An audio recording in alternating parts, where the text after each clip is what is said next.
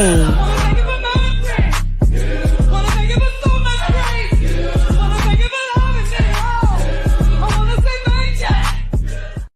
Sir King. Sir King. Canvas.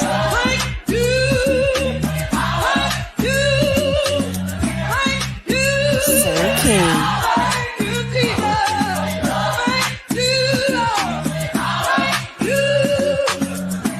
Sir King.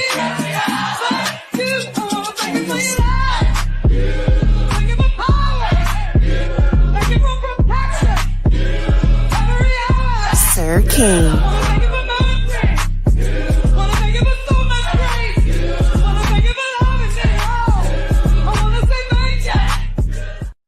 Sir King. What's up, Cheryl? How you doing? Good to see you. Thank you for being here. Hope you're having a wonderful Tuesday. What's up, Ron P, Mr. AKA everywhere? I hope you guys are doing well. So I just wanted to, talk a little bit with y'all because there's a lot going on, online, offline. So I just wanted to share my little bit tidbit before it becomes outdated. What's up, Detach Myself? How you doing? Good to see you. Thank you for being here. I appreciate all y'all three support.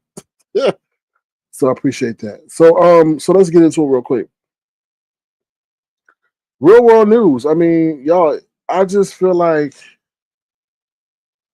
I don't know where we're going. Like I really don't know where we're going in terms of a society in the world and things like that. And it's not stressing me out. It's just like when you read these headlines, because you got to stay abreast. So the situation in Texas with those Democratic representatives that are refusing to redraw the line. I don't know all that stuff. I'm not a political wizard, but I guess they're trying to redraw districts so there's so many seats that's allocated to the representatives and the Congress or whatever, so that Trump can get whatever he needs to get done in the midterm election. That's what I understand. And the Democrats are fled Texas on a private jet because they're not going to agree to whatever's going on. A lot of people are outraged about it. I mean, they like it's crazy. Like they're sitting up there trying to say the governor of Texas, Abbott, is sitting up there trying to say they abandoned their seats and all that. And Trump is saying that he's going to enlist the help of the FBI to track down the private jet. It's a wild situation. Like they're gonna literally, I guess they're gonna wind up having to arrest these people.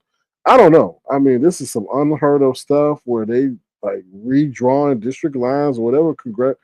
But I don't know. Like I said, to get votes, like that's y'all, like that's insane. Then that's why I got face Yaya's name in the title because he up there trying to now say that he's going to the police in Baltimore, whatever DC area, are not going to fall under the control of the federal government because there's too much crime. Because some young guy that's part of Doge, got beat up while protecting some girl. It's like, y'all, it's just so much going on that's just kind of crazy out here. Like, and then I also saw something I couldn't check it down. But if you on SNAP or any other government programs, he's taking away being able the ability to buy potato chips, soda, all that fast food stuff that they categorize as fast food. Y'all not gonna be able to buy that on SNAP. So it's just, I mean, that's just like it's just a lot of stuff just don't feel right. It don't it don't feel right between AI stuff. It's just a lot of stuff just don't feel right, y'all. So I don't know if y'all feel the same way and stuff. It's just weird. So that's how I feel. That's all I got for the real world news. I was telling y'all about the stock market. Palantir did great as I anticipated, but you never know. Sometimes they sell off because people want to take profits. But the other companies, AMD, they didn't do too hot from what I saw. Hims and Hers didn't do too hot. Just these are all things that are set on expectations by Wall Street and what they expect. Even if a company performs, they got to like blow it out of the water. So, but also I was reading as before I came on here, not Yahoo, excuse me. Um, Damn, what was I gonna say before I came on here? Oh, it was something really important too. I'll think about it later. But before I came on here, I was thinking of something What was I thinking about that was key? Okay. So on Thursday, apparently this Trump thing comes. I mean, the tariffs really go into place. So all those he kept pausing the tariffs. Now a lot of these countries are going to get hit with the tariffs. So expect expect the stock market to take a decline. For what I'm seeing. So I got to read more on that article. But you know how if you've been following the stock market, a lot of stuff has been going up this week. And I knew something was wrong because remember last Friday we ended it with a bad jobs report. So now why the hell is stock market going up on Monday? If anything, it should continue to go down and then rebound. But it was rebounded. And I'm like, that don't make no sense. There's nothing to cause the market to rebound. And okay, now I figure it out. They rebounded because they know it's going to be a decline. I'm thinking coming Thursday. So a lot of companies are pissed off. India, like looking for Apple, y'all. I think Apple is going to take a serious hit because they moved a lot of their production to India when China was being threatened. And they still, I mean, yeah, they said they're going to invest in the US, but they can't only invest so much production in the US. That's just impossible to do. And I was wondering why now that makes sense because they're going to take a hit, I feel, and we'll see Thursday, if because something, so because Trump called India's economy a dead economy. Like, ooh, child. So it's a lot of people. We shall see. I got to read more into the article, but Thursday is a Thursday is a big day because they said that's when those tariffs are supposed to go into effect. Now the China thing, I think he pushed those back, and Mexico got a 90-day reprieve. Those are the only ones that I've seen that's really gotten a reprieve. So the India one is a big one, and then he already agreed with the EU for about 25 or 30, I don't know, 25 or 30%. So we shall see. But now check this out. With these tariffs, it really is going to penalize us or the company. The companies can decide to eat the tariffs, right? Or pretty much how it works is we charge on tariff for companies to countries to import their products here, right? So pretty much the companies can pass those costs on to us, or they can eat it, which is going to affect their margins, their profit. So, and that's going to lead to more job loss, right? So that's why he keep wanting to hurry and push for this interest rate cut. So we'll see if it happens. What's up, Michelle's daughter? How you doing? Good to see you. Thank you for being here. I appreciate you. I hope you're doing well. So yeah, so we haven't really seen the beginning of job loss. I want to stress that so much. I don't want to drive that home. But when it costs more for them to do business, the first thing they want to cut is advertisement and labor, right? So we're going to see much more of job loss because that's going to add added cost to businesses. I mean, if I'm a business owner and I get hit, I mean, it's either cut a couple of people, if I can't, or we go out of business. So I'm just saying. But that's not. I'm just telling y'all how to prepare for that situation because he's been, if you know, he's been acting in an act of desperation, and the pauses are act of desperation to her to get the thing, to get the interest rate cut. But what's up, Diva D? How you doing? Good to see you. Thank you for being here. Appreciate you. So just prepare, y'all. Just prepare because a lot of stuff are going to go up. What was I looking at the other day that was like $4 or something? I was like, what the hell? Ice cream is high. I'm like, damn, ice cream is high. It's so stuff is about to go up, and some stuff don't need to really go up, but they're about to go up. I don't know what we're gonna do. I mean, wages, the only thing is wages ain't keeping up with inflation. So what people gonna do? I really don't know. I really don't know, and that's the one thing he hasn't solved is that what you gonna do if people out here struggling, can't afford food, you know? Mm-mm. But anyway, that's all I got to say about that real world stuff. All right, moving on. Gym update. I found me a gym, y'all. I found me a gym. Like I, I told you, I found me a gym. So the other gym, they like got, I don't know, they closed and then they got bought out or whatever. But yeah, so yeah, so I was without a gym for a minute. Well, it's been about a month. What is it? June? Yeah, I think it's been about a month or so.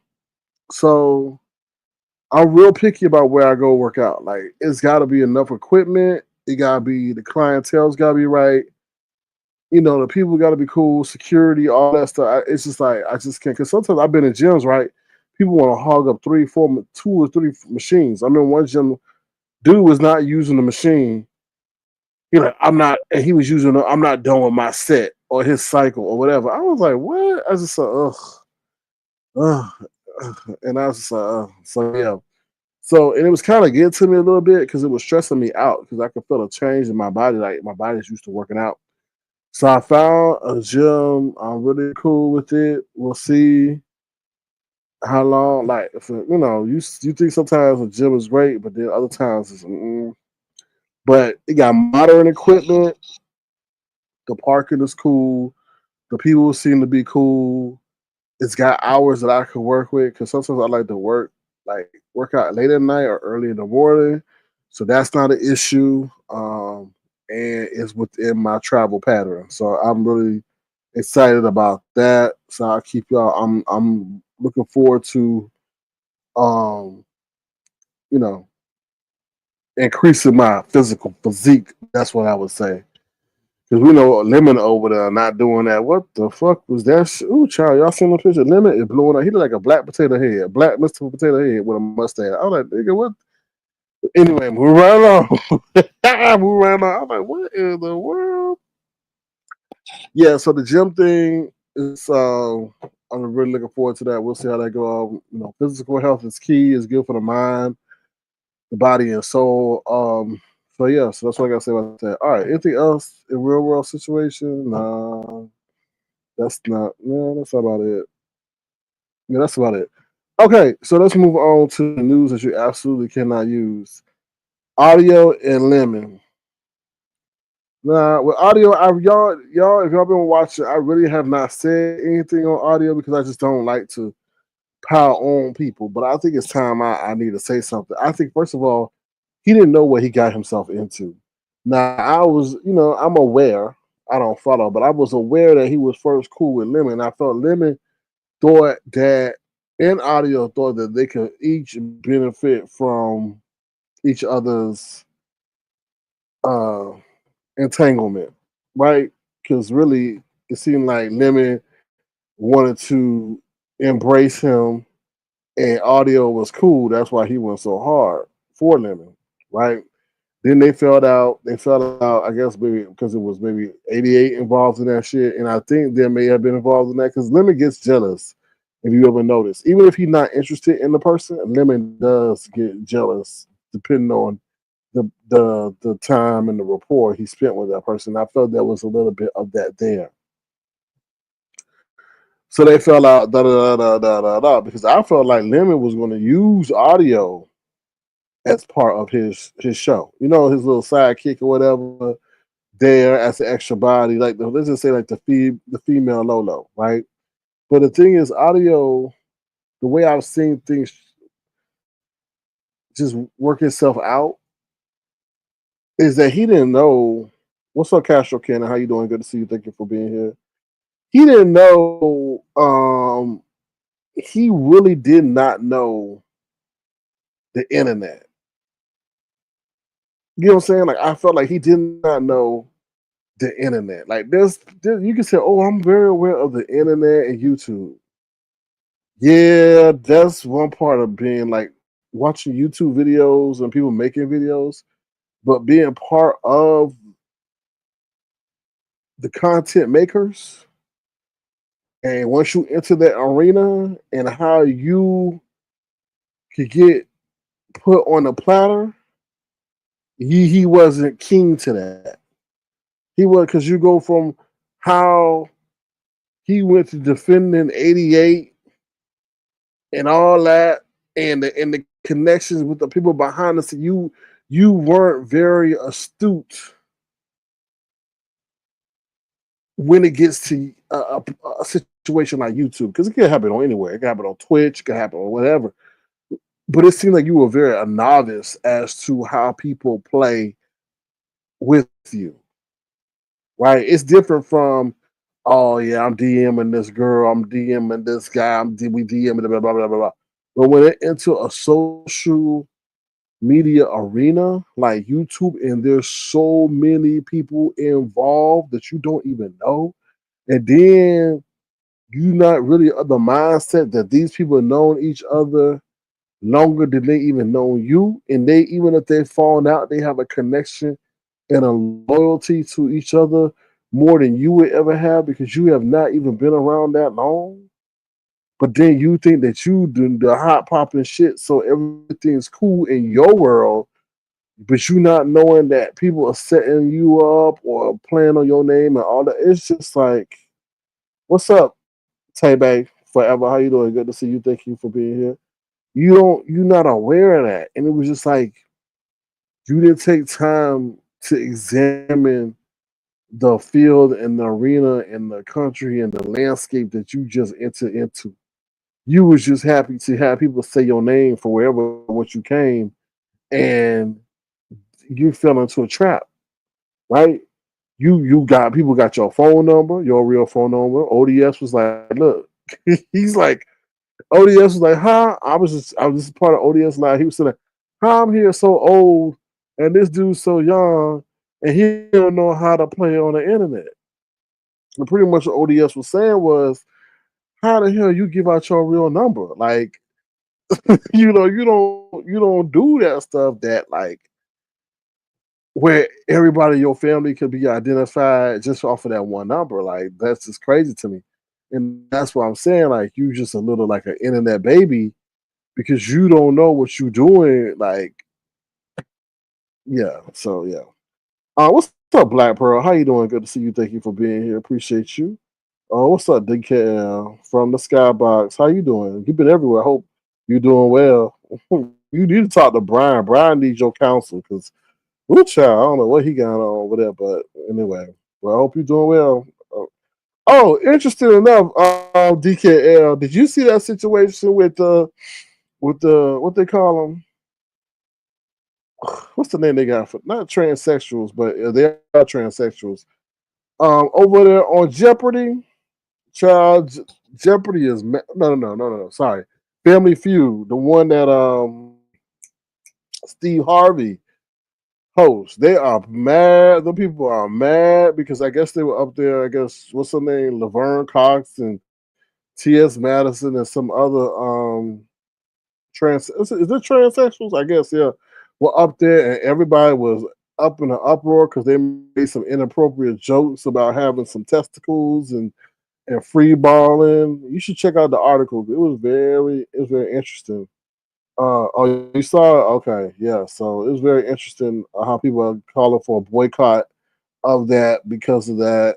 Their comments and things like that, and they were saying that um, Family Feud is a family-oriented show. To have them on there was, the antithesis of what they should be doing. So it was crazy. Well, I hope you're doing well. So going back to Audio Pope, so yeah, so now seeing how everything is played out and all this is crazy. Now let's get to the situation where I feel that Lemon and Audio Pope don't be getting to the bag. They stupid, right? So first we just found, yeah. Let me say it again. They stupid. DKL says didn't see any backlash about it. Just Laverne Cox busted wig. Oh, there's some backlash on it. They calling for a boycott. It's out there. Just Google it. So you'll see they tweeting and everything. So they're not getting to the bag because let's be honest, right? I understand there was some very inflammatory words said amongst both of them, right? And I guess they made up to some degree. But if they were really about getting the bag, and I didn't know they live so close to each other, they live in the same state, only a couple hours away from what I'm hearing. So, ooh, child, you see, that's another. You don't know who live where. You know what I'm saying? So if they really wanted to get to the bag, and if they wanted to, they're probably gonna take this idea. They should, you know what this area is really yearning for is some kind of action, legal action. Legal, I ain't talking about no damn lawsuit. I'm talking about legal action. And they should have done was, what they should do, because it could still happen. They should sit up I'm not gonna say a boxing match because to actually get in a boxing match is it might be a little bit too expensive, right? But what they should do is come together and have an event where they'll go to, let's say, a gym, or they could go to what they call them a martial arts gym or something like that, where they have the rubber gloves and they could box it out or duke it out and just stream it, right? Right. They don't need to let everybody know because you know people like to sabotage, people call the cops, but they should come together and say, "Hey, we want to have this event. I want y'all and get money." I'm sure people will contribute to be able to pay for the rental fee of that facility if they were able to find one, right? I'm sure, and then they will stream it. That's the way y'all use y'all beef. Use y'all beef to make some money. Use y'all beef to bring home some entertainment that's legal and won't get y'all in trouble. But then we'll also have people like, oh shoot, I got $50 on limit.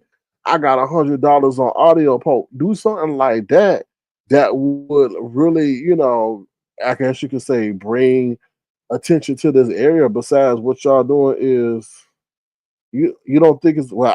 Listen, they can say they film. They can say they filming something. Hollywood is what's it called? What is it? Television state. They can say they're doing something for social media, and it's legal. They both agree. It ain't no pull up. It ain't nothing like that where somebody planning to get hurt. They put on the necessary protective equipment, and it'll be good. But they have all that UFC stuff out there in California, don't they? So I'm sure that that would be a way for them to, bring some entertainment. But because what I'm hearing, um, I'm Diva D. I'm trying to put an entrepreneurial spin on all this mess because what they doing now, I don't. We don't need nobody talking about they gonna roll up on somebody and hurt somebody because that the vernacular and the tone in which I heard audio poke. Like I said, I don't want to listen to limit, but the way I heard audio poke, no, that's too hostile. That I think you actually taking it too personal. And that's another thing with Audio Pope is that he got his real life emotions in this shit where other people like, okay, this is the internet and they stop. Whereas it seems like Audio Pope is, and I can't say that because Audio Pope said somebody, his mama or his sister or something's been involved in the shit. So I guess they're taking it there. But people usually stop at the internet thing. But I can't tell nobody how to act. But to pull it up and say that you're gonna do something to somebody and all that, just pump the brakes on that because that could be turned out to be real serious real quick. So that's what I got to say about that. What's up, JLC 87 Productions? How you doing? Good to see you. Appreciate you being here. But that's my thought. How they just dropped the bag and how they didn't get to the bag and all that other stuff. I think they could have been maybe lucrative in that regards. But what do I know? I mean, that would require a lot of trust on both ends to not tell people certain things because these people over here would certainly sabotage the motherfucking idea and the venue and all that other stuff. So who knows? Just the idea I'm putting out, but I don't want to see nobody hurt over no yappity yap on the internet for real. Because that's when like people say that's when stuff gets really real when people live in close proximity to each other. That's when you gotta really be careful what you say because you may say the wrong thing. And I heard audio say something to that. So, oh, audio, why did you say that? Why did you say that? But I'm not gonna say what he said. But I'm gonna say, oh, why did you say that? All right, moving on to limit. What the hell? I don't know. I guess Lemon is desperate for acts now that he up there now showcasing his body and got a George Jefferson mustache that he doing and showing all his armpit and uh, pretending like he's Sean Bradley and licking like a cone, and then he got a big old boulder of a bump on his chin. Everybody, like, what the hell is that? Is that herpes or that's what they allegedly? That's what they saying, herpes or monkeypox or whatever. They didn't know what that was. They were like, what in the world is that? Is that it? Is eliminate the motherfucking alien? What is that bump? They were what in the hell? That bump looked like a motherfucking potato. I was like, God damn, like That bump was so big, and then like it would hurt him or prevent him from putting on a damn shirt. I was like, "Ooh, child." So anyway, he over there. I guess he got a strip for coins over there now. I don't know. Like I say, that's what some people are caught and all that. Duchess Kelly Love says just popped to see Tia was speaking on the game show, and she is. Thanks for info. Okay, be back. Okay. um. Yeah, so I don't know what the hell's going on over there, but oh Lord, now I guess they made him click off the come behind the avatar, which he came from behind the avatar anyway. So very interesting, very interesting. But what's the last thing I wanted to hear? Like I said, I really don't watch over there, so yeah, it seems a lot is going on over there, but they still talking about audio pulp and all that other stuff. So I don't know, and all this nakedness, people taking like child. I don't know.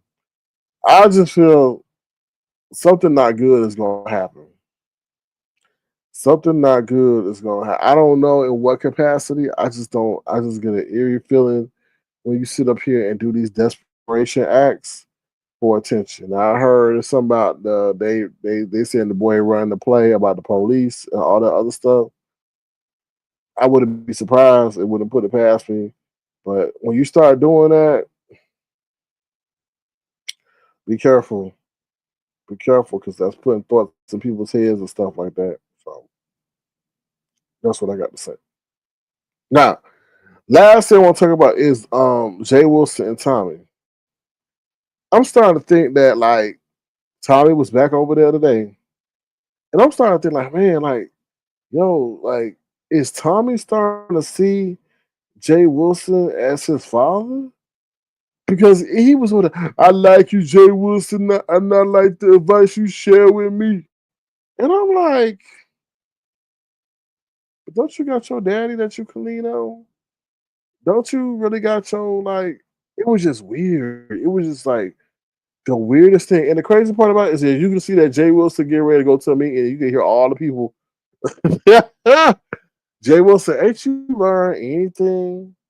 Keep this stuff YouTube away from your job. Listen, if you pay attention, you can hear all the people coming into the meeting that he got to prepare to go to. Now, obviously, the meeting is virtual, but you can hear all the people coming into the meeting. And I'm like, Jay Wilson, it's gonna take one day for your ass not to be on mute, and they're gonna hear the B sector, and that's gonna be bye bye bye. You know what I'm saying? Like, why are you playing like that? Let me tell you something. Karma has a funny way of being a comedian at the most inopportune time. It's just like you gonna sit up there think you was on mute, and they gonna catch you cursing up a storm, and that's gonna be like, Mr. Wilson. Woo, baby, honey. Karina Blackwell says, and his father. Oh yeah. Yeah, I know. I heard that he said it, but it just seems like he seems as if he wishes Jay Wilson was his father to some degree. That's how I feel. It's like he wishes Jay Wilson. I guess because Jay Wilson understands, or maybe gives him the guidance and the understanding that he wishes like his father would. I don't know. But he seems to have some great affinity or admiration for Jay Wilson, and that's not a hate. That's just an observation. It's not interesting. That's just very interesting. And Jay was like, I want you to add, the best revenge is success. The best revenge is success. And I'm like, okay. And apparently his pages were taken, and he had to start a third page. So I guess, I don't know. They say his pages were taken and stuff like that. So what's the other thing I want to say? Brian. Now, Brian over there, that boy really needs to go talk to a counselor because he really struggling with his sexuality, for real, for real. He said, "Do you think I wake up like this gay? Do you think anybody wake up gay? Do you think I want to take it up the butt with some with this dry doo doo?" I'm like, what in the world, Brian? You and then he was mad because J Lo got a I don't know J Lo a daughter going or was a trans man or trans boy. I don't know, but that boy Brian, you need to sit on somebody's couch. You really, because it's not good to have self hate. The world is hard enough, and even harder for black folks. Let's be honest. I was just thinking today, it's like if they took a poll with white people or even Mexican people, whoever, and say, would you want your child to grow up black? All of them will say, hell no. Because it's you got so much against you. You got so much as a black I was thinking about today, as a black person, you just got so much against you. And the last thing you need is to be hating on yourself. Because the world is already hating on you, already questioning you as they see you a mile away because of your skin tone or whatever, already. But then today was a day of reflection on me because I was like sitting here and I was like, yo, like I saw this denomination today and they had nothing but black people taking care of their kids. And when I sat back and I saw, I was like, this shit is unreal. You want to sit up here and suppress us and label us stupid, dumb criminals, but you trust us to take care of your kids in their most vulnerable ages. Something not right with that. Something not right about that. Let me tell you something. If a certain group of demographic people are labeled as barbarians and terrible people, they would not be taking care of my kids. But this demographic that I was watching, they did, and I'm like, what? And it's just like everybody. You look at overseas, everybody taking our shit, like our dance styles, our music, everything. Look at child, look at country music. Look at country music. What's that? Oh Lord, what's that? What's that man? Look, oh Lord, hold on. They don't took. I want to share that with you. I don't listen to it no more because it stopped coming up. But what's that? What's that song? Twister and Morgan Wallen. Twister and Morgan Wallen is some it's some country artist, and what they've done is he's taken a lot of the hip hop instrumentals and played his country music over it. It's crazy. It's crazy. It's crazy. We as black people are so innovative. It's just I don't see us. I don't. Well, it's just amazing. What's up, Christian gentlemen? Enjoying a cigar. How you doing? Good to see you. Hope you had a great day. Enjoy your cigar. But it's just amazing to just I don't know, just to see what we've been able to accomplish and then other cultures incorporate. But yet we get smeared or classified as being ghetto, and we're not. Well, just because we're strong and we opinionated and can say it in a way that's you know forceful doesn't mean you ghetto. I saw something today. The lady, where was she? She was I don't know. She was Texas, and she was said she's a lawyer, and she was saying something, and then I was reading the comments, and they were like, "Oh, she's ghetto," and I'm like, "No, that's not ghetto. That's just forceful, eloquent, and something you're not used to." It's just crazy. Cadillac Queen says Chicago legend. I don't know what you mean, Cadillac Queen, but hello. Thank you for stopping by. All right, so that's what I pretty much got to say.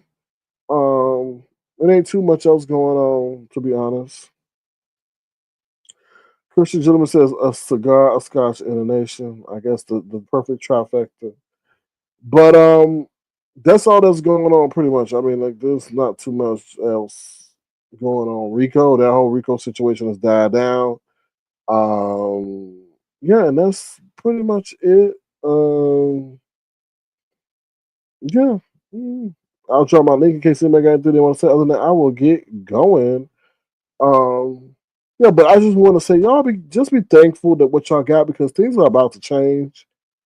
And I keep thinking, I just wish we were in year 3 of this presidency because it would give us hope. It would give us hope that this shit is about to end. But in actuality, we're just in the first year, and it's just about to begin. I mean, when we're changing rules like twists. Okay. You talking about Twister? Okay, I got you. Yes, Chicago legend is a Twister. Yes, I got you. Twister. Yes, but I just think it's crazy how they Morgan Allen is is mixing on. I'm not knocking it. It's great.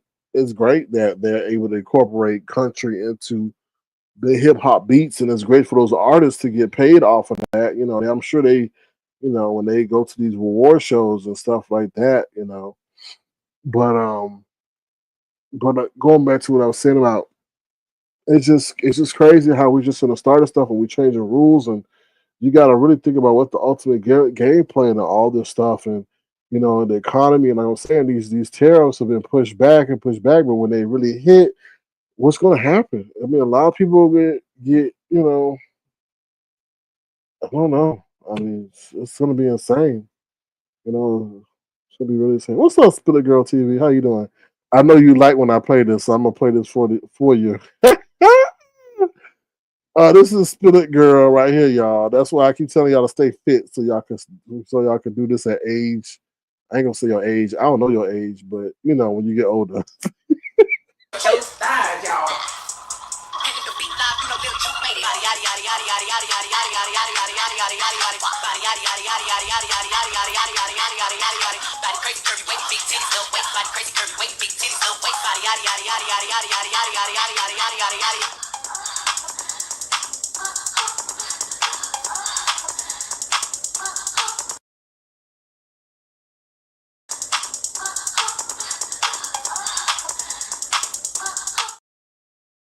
Oh, look who it is! The actual Spillet Girl. Hi, How you Sir doing? King. No time, Hey, no talk. How you doing? I'm doing great. You sound great. I'm glad you found you another gym to go to. Oh yes, oh Lord, yes, won't he do it? Yes, that was bothering me for real, because it wasn't like I was at my peak performance in terms of what I could do. So it Yeah. was, and it just bothered me because I'm very particular about where I work out at. Did you have to drive further or is it closer It's in? Or it's more in alignment than the other ones I was going to, which is good. So we'll see how it works out. What's up, Urban? How you doing? SK. hey, hello. Hey, Miss Virginia, the, uh, Yes. the creator of the world famous Miss Virginia's mink oil. You know about I sure do. My wife's got about 25 cases. that? Of mink oil. He's being Of mink. facetious. Yeah, I'm Is he teasing being you. funny, Sir King? Yeah, he I'm being, teasing. but, I'm teasing. but I think he's worse about the meat I'm oil. aware. I'm aware of who you are in your history in the beauty sector. Yeah. Oh, okay. Well, thank you. Yeah, I came up here because Sir King mentioned food, the price of food, and you're right, it is ridiculous. But what I want to say is it did go through everybody, Sir King, starting September the 1st. If you got the EBT card, you cannot buy Mm. sodas and chips and dips and cakes and stuff like that anymore with the So, EBT card. so did that go through today? Because I was reading about it today. And It's like, it takes an effect in September. So, you wow. have some parents who have the EBT card, like when their child have a birthday, they'll just go Mhm. get all of this, using the EBT card, this ice cream and cake and cookies and popcorn and all of that. That's crazy. That's crazy. It's But you for know who that's food. really, It's you know for who that's, food now, for real, honey. yeah, yeah, and you know who that's really gonna hurt? That's gonna hurt some businesses like Frito Lay. and all, Yeah. you know. Mm, Yeah. mhm. Absolutely. You have to pay for it out of your pocket. And I bought a bag of chips the other day, almost $6. Oh my God. Yeah, it's crazy at $5 to $6. It's just like it's crazy. It's really crazy. Yeah, $5.89. You might as well get you a bag of a chicken or some meat or Yeah, something. But and yeah. it's not, so that's a lot of people are gonna be hurt if they're not keeping up with it starting next month. We're already in the month of August. Well, So Mr. Chu, imagine them at the counter and the tantrum that they will throw when they find out they can't buy that no more. exactly. Exact Um, candy. If uh, it's not food, it's like, you can't use that EBT card. What are they gonna do for Halloween and stuff? You know, September, October. You know, September, October. Oh. That's And you crazy. were right, Sir King, this last quarter of the year, being in business for 41 years, is the Mm, hardest. This is when they lay off. They look at the bottom line, from January up to now. And if they haven't done well, they shut down businesses and do a lot of layoffs. So, yeah, I don't, and like I said, it's gonna be what Thursday. They're saying that the tariffs really go into effect for a lot of those countries and stuff wow. who didn't negotiate with Trump and all that stuff. So we shall see, because that really hurts the small businesses who getting their stuff shipped over here because they can find it cheaper and yeah, Mm, yeah, it's crazy. Miss okay. Well, Miss thanks Virginia, for. how did you before you go, how in your experience as a long time entrepreneur, how did you adjust when times were hard, when money was tight, when your business sales were down? How did you adjust that? Well, I knew when the peak seasons were, so I saved and stocked up. So, like in hair, June, July, and August are the worst because it's summertime, it's hot, nobody's getting their hair done. You follow me? They're getting braids or they're just swimming a lot. And so, if you didn't save money from from Christmas, Hmm. Thanksgiving, Christmas, New Year, and stock up on supplies and offer deals, but you have to have, something else to sell. In my case, I had Mary Kay Cosmetics and I had beauty products, which was shampoo and conditioners, and I'm also a licensed barber, so cutting hair was very popular in the summertime. But you just have Hmm. to plan ahead and run a lot of specials to keep the people coming. And then you target the people who have to look good all the time, no matter when. So those are your church folk. Why are you laughing? I'm just listening. I'm just nodding and agreeing to what you're saying. Yeah, you get the people that, gotta look good on the job, gotta look good when they go to church. They're into conventions, they're going places and they're doing things. But your seasonal people, like the school district or something like that, where, they're on vacation 3 months out of the year and one every week, like spring break and then the break for Thanksgiving, the break for Christmas, the break for New Year's. All those breaks can really, So, how long did it take you to? So, you're talking about trends that you discovered in business. How long did it take for you to kind of pick up on? Okay, Christmas time.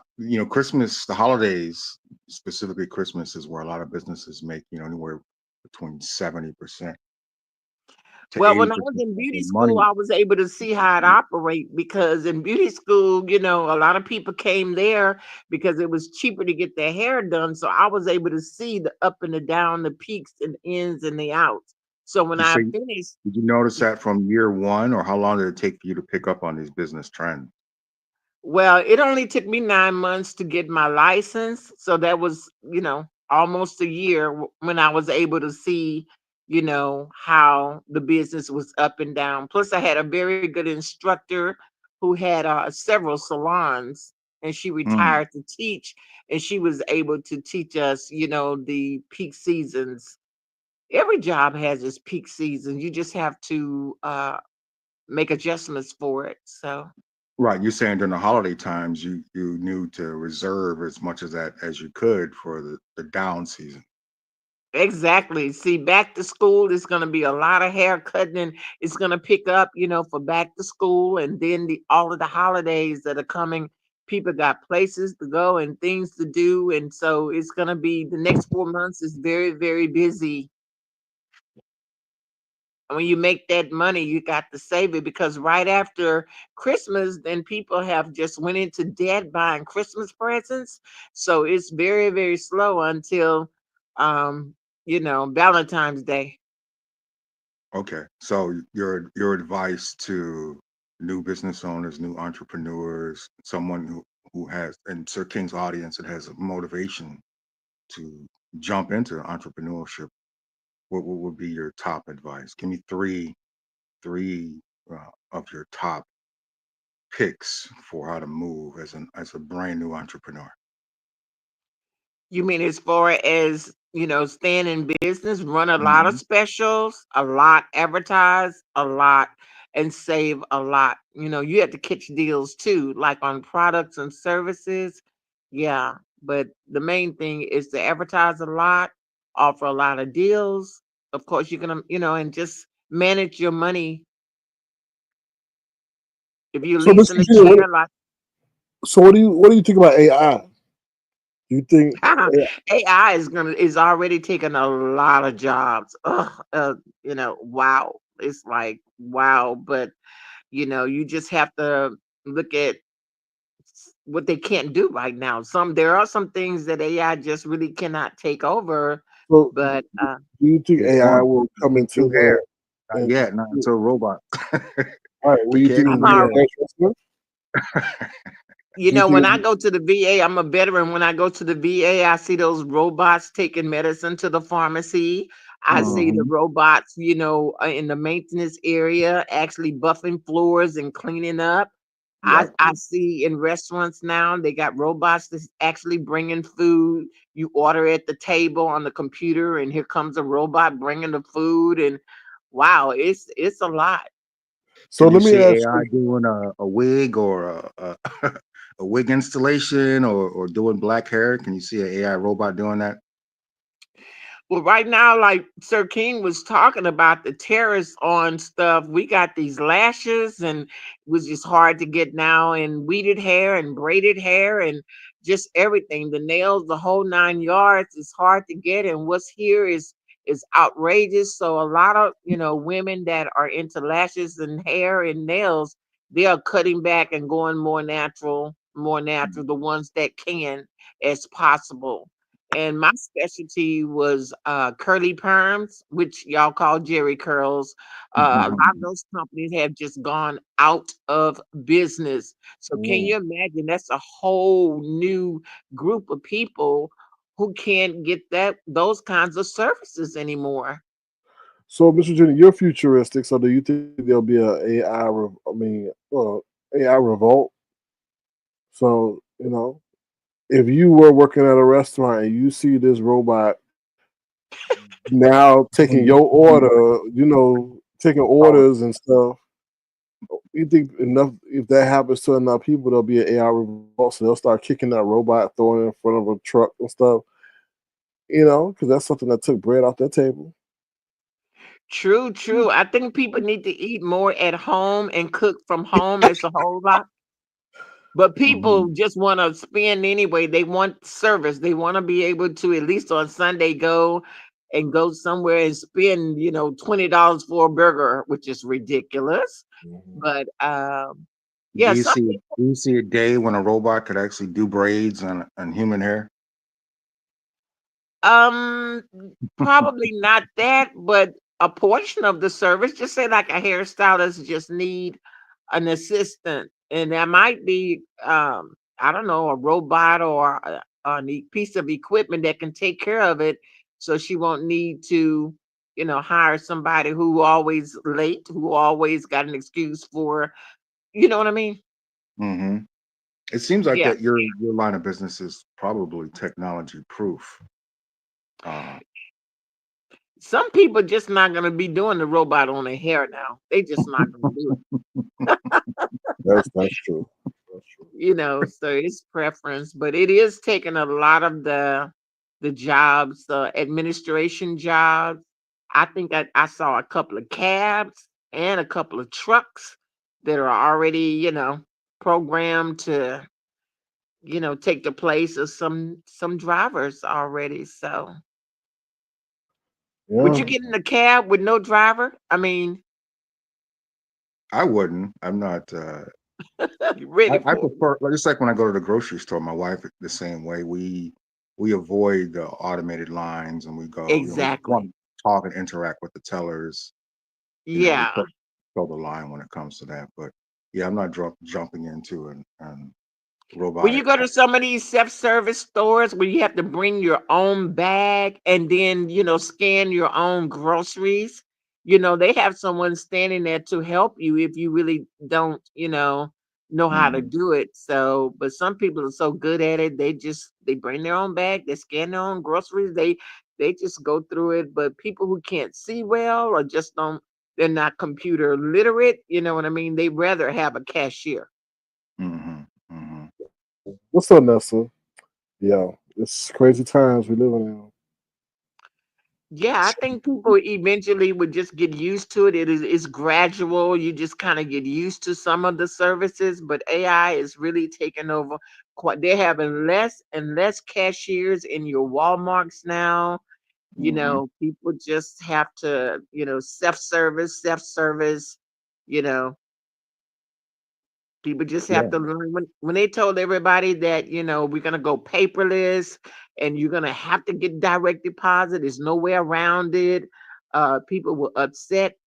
Same thing about applying for a job. Go online. It's like, do you have a paper application? Because I don't do online. Okay, ma'am, you better get your son or your daughter or your niece or your nephew because that's the Mhm. only way you're gonna get this job is to go online. Right. You've seen generations of emerging technology. You've seen generations of where technology has changed. Hmm. Has it impacted you in any way? Were you able? Do you feel like you were able to adapt to it quickly and move on?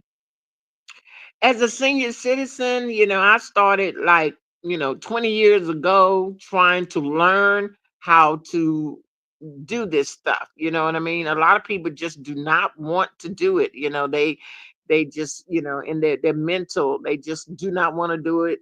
And but you have to. You see more senior citizens online, with the YouTube accounts and you Right. know I see you. Something you don't get credit for is you teaching older generations how to utilize YouTube, how to get a YouTube account, how to monetize that as supplemental income. You don't get credit for that, but I've seen you doing that. Thank you. Yeah, I try to because people learn differently. Some people learn by you teaching them. Some people learn by you showing them and shutting up. Don't say nothing, just show me. People learn in different ways. And so you have to be flexible if you want to make the money. Just some people they listen to a recording, they learn that way. Like watching a video. But some people can watch a video all day long and they just can't get it. So it just varies from person to person. Hmm. And with these cell phones are so sensitive now till it's like if you got like I got a 5G phone, right? This thing is like a turbo. You barely touch it and it just jumps, jumps, jumps, jumps. And you have to learn, as you upgrade your phone, your devices, how sensitive it can be. But the sad thing, Mr. Gina, is that what about the seniors that are being left behind? How like businesses are just moving on Yeah. in terms of how did like no more paper checks, and that's all they do is Yeah. paper checks. You know, so it's sad for those seniors who maybe don't understand it or don't have no one to show them. Exactly. You don't have a daughter, granddaughter, or somebody you can trust with your money to show you. But there are some banks, they still send out paper statements. There are some banks that still work with you, like that. But Some banks is you just go online. If you can't do it, you just can't deal with us. You got some young people that can't do it. Well, imagine, let's imagine going into Walmart and saying, "Oh, I want to write a check." Walmart ain't something no check, you know. So it's either Oh, cash or learn how to work a card. I mean, unfortunately, but so to Mhm. stay in the best, yeah. you know. And some people say, well, all of these passwords and all of these numbers, I can't keep up with all of these numbers. I need a password for my phone. I need a password for my card. I need a password to turn on my this and my that. Everything is secured, and gotta have a notebook and write it down, I guess. Do you feel like there's an obligation for you to, because you're really technologically savvy when it comes to YouTube, and you appear to be up on technological trends, specifically in reference to YouTube. Did you feel that that was an obligation of yours? And I also see you doing things like exercising, like you seem to have taken on a perspective of teaching, others, other seniors, the ropes. Did you feel that was an obligation, or did this come naturally? How did you get on that journey? Well, I've always been active and I've always taught in some kind of way. And so I just kept it up. I never, but you have to remember some people fall sick. I don't have any illnesses. Like if you're diabetic, if you got all what else is out there, y'all? Arthritis, pain, or you Mm. high blood pressure. If you have health issues, if you have So health issues, exercise has been your, it's been yes, key. and key. diet, exercise, and Mhm. getting plenty of rest and stay away from the stress. Well, it seems like you've been 'Cause able to stay under the fray in the B sector. You survived all these years, so well, I've you heard, protected Jay again. Wilson kept, say is entertainment. I've heard Wally say it for years. And so when I hear this stuff, that's what I'm thinking it is. Yeah, it's entertainment. It sounds real and it can get real, but at the end of Mhm. the day, I'm saying to myself, well, is the show must go on. Good advice for, I heard Sir King talking about audio pulp, uh, a new creator in the B sector spaces. That good advice for him as far as how to mentally approach things going on in the B sector. So that's not a show over there? No, it is. I'm saying that Sir King was talking about earlier in his broadcast about him not being aware of what it's like to be in these spaces, particularly in the B sector, where you may be doxxed, or, your family may be attacked because of decisions that you've made. I You're, feel like you're, he's very much aware of it. He's young like that. I feel like oh shoot, yeah, I feel like he's very much aware of it. It's just that, like they say, play the game. You just like say chess and no checkers. It's just how do you win, when you get kicked off or kicked down, it's a learning how to play the game, right? hmm Okay, hmm maybe you could say, "Oh, he's aware but not prepared." Yeah, it's Yeah, that's a a whole very different good story way to. when you're in the middle of it. Yeah, it's a whole different story when you're in the mix and it's impacting you. Yes, absolutely. So all I can say for the young man is take a break and come back in kicking. I mean, if you want to beef, if you want, you can make money on here without beefing. You Okay. can make money, yeah, but if you want to beef, if that's hmm fun to you, that's funny.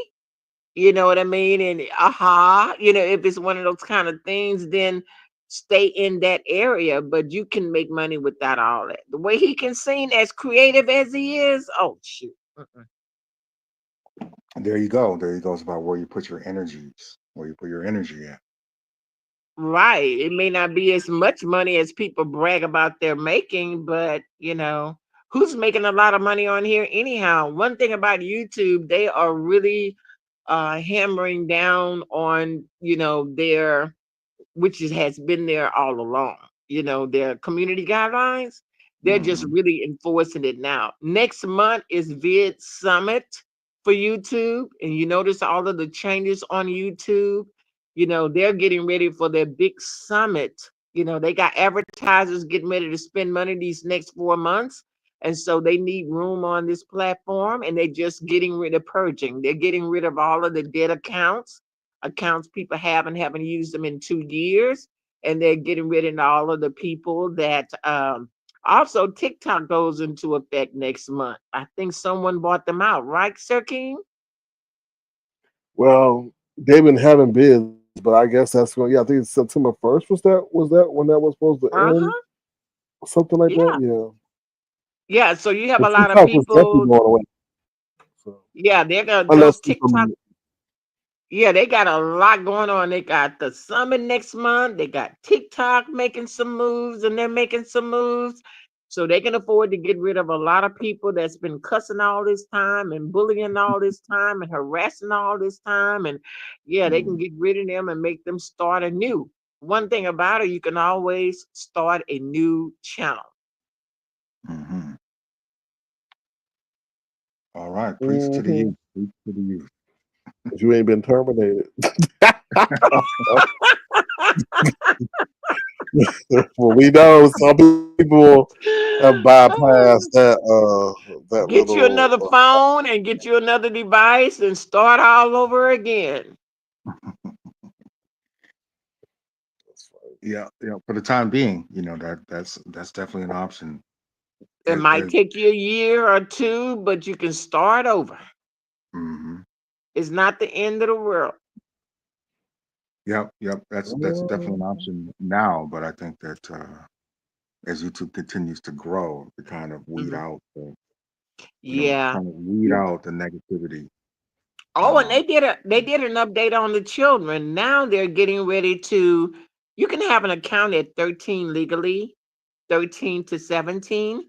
And so that mhm, group right there, they're getting ready to remove some of the features from these children, removing some of the features they want. So a lot of the YouTubers who cater to children on here, children mhm. clothes, children toys, children books, they're getting ready to feel the pinch now because the children between 13 and 17 will not be able to activate some of the features. I'm not sure what they're going to take away. Are they going to take away their uh, community wall?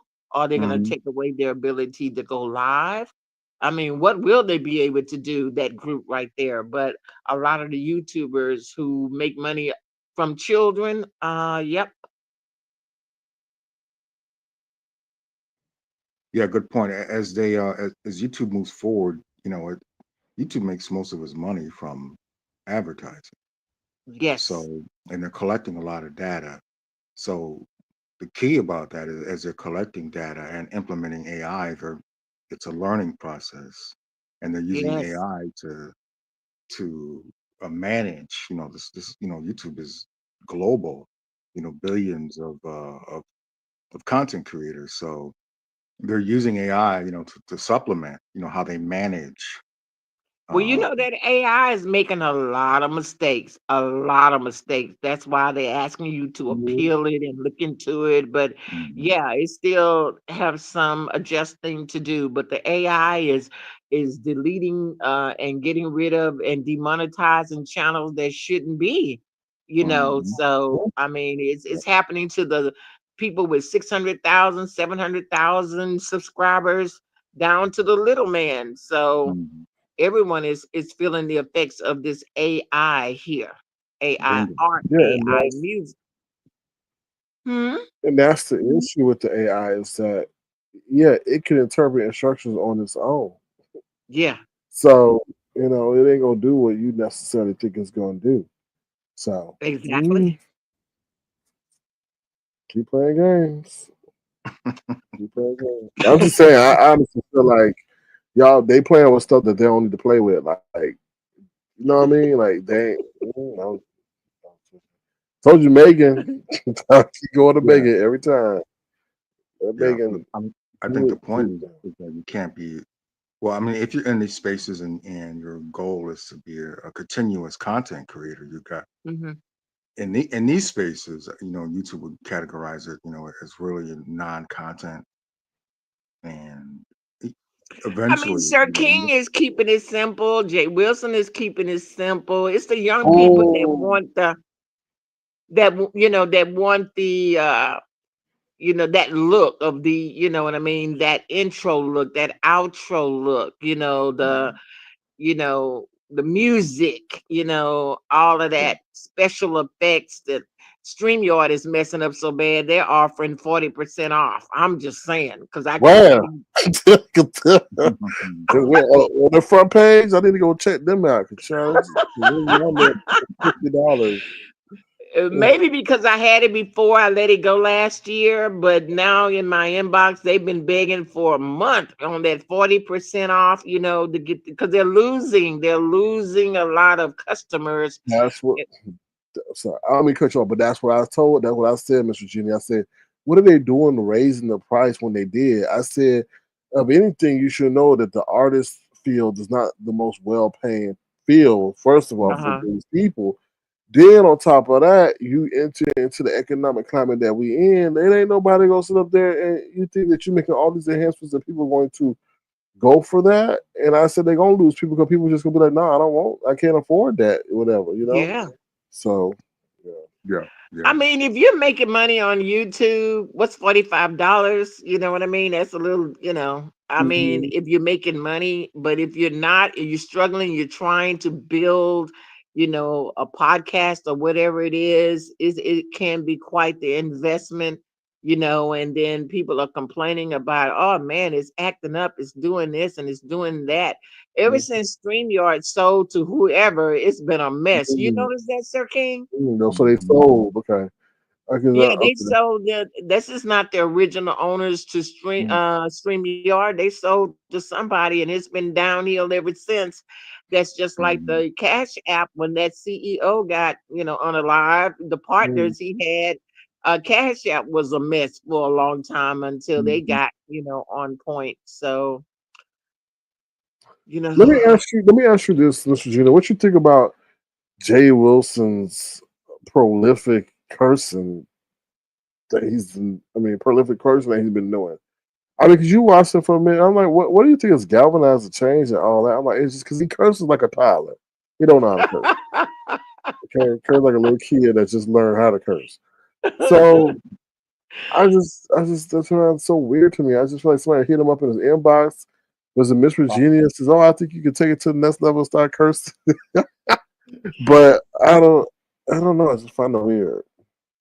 it's I mean, entertainment. He's just trying to keep up with the young people. He's much older Mhm. than the people that come over there needing advice, and so he's trying to be relatable and funny at the same time. So again, I don't take any of it on the he's just he doesn't do all of the clips like everybody else. He just do the simple StreamYard and just let that work, and he gets his real good use out of it too. So when you're not trying to do AI, you're not trying to do podcasts, and you're not trying to do a special intro and music and all that, then the only thing you have left to do is to use your voice. And he's using his comical voice. And he's cussing every now and then, being ridiculous with it. Yeah, and And I think he may have, because most recently, he talked about having a corner office suite and being an executive, and he was got to change his content. And we see he's devolved right back into, even worse content. look at that face. exactly. And I know his history, so I know he's said that several times. So I think what happens is he transitions from job to job. Beast sector, the beast sector steps in and snatches that job. Right, Mm, and he has to go back to square Yeah, when one. the beef sector gets where, is job threatening, then, you change. And then when things get better, you go back to what was working before. You know what I'm saying? Because even Miss Dobie did the same thing. She was like, you know what? I need to change. And she was saying, oh, I'm changing now. This is a new format. And then, when it cools off, you just go back to what you were doing before. Mm. Yeah. So the change was temporarily. So you don't think he's doing his broadcast from the 50th floor at a corporate tower looking out the corner office window. You don't think he's doing his broadcast from that perspective, do He has several. He does it from home. He does it from his car. He does it from his office. He you? does it from wherever he's, all over whenever it's Oh, convenient. don't forget the fourth one, the drive-through. Hey, do it from Six Flags. You just do it. You just do it, man. Mhm. Uh, hey, when the time changes back and coming up real soon, and you have less daylight, and there's some more changes going on. I think it's been his most consistent. He's gotten used to the YouTube money. It's probably been his most consistent income, in his career since kind of like I know his history as far as like moving on from being an airline, I don't know what you call a male airline stewardess, but I think once he lost that job, YouTube has probably been his most consistent income. The reason I can relate to it because at one time I was working in corporate and doing hair only on the weekends. And then when I, got tired of working with this job, I did something else and something else. So I Mhm. have worn many hats. I've drove a bus, I've drove a taxi, I've been a receptionist. You use all Were of you your selling mink traits. oil? Were you selling mink oil the whole time when you was Selling riding that bus saying, "Hey, get your mink oil when you get on this bus. Get your mink oil. Get your mink oil." I would pass my card. I wouldn't sell it on the bus, but they know where to come get it. Yes. I would Mrs. mark it everywhere I go. Who tried to slander you for that? 'Cause I remember there was a whole thing that you went through with that, but I forgot who led the charge on that. Who led the What- campaign? What's that? They remember you was selling the mink oil, and then somebody was trying to say something bad about the mink oil.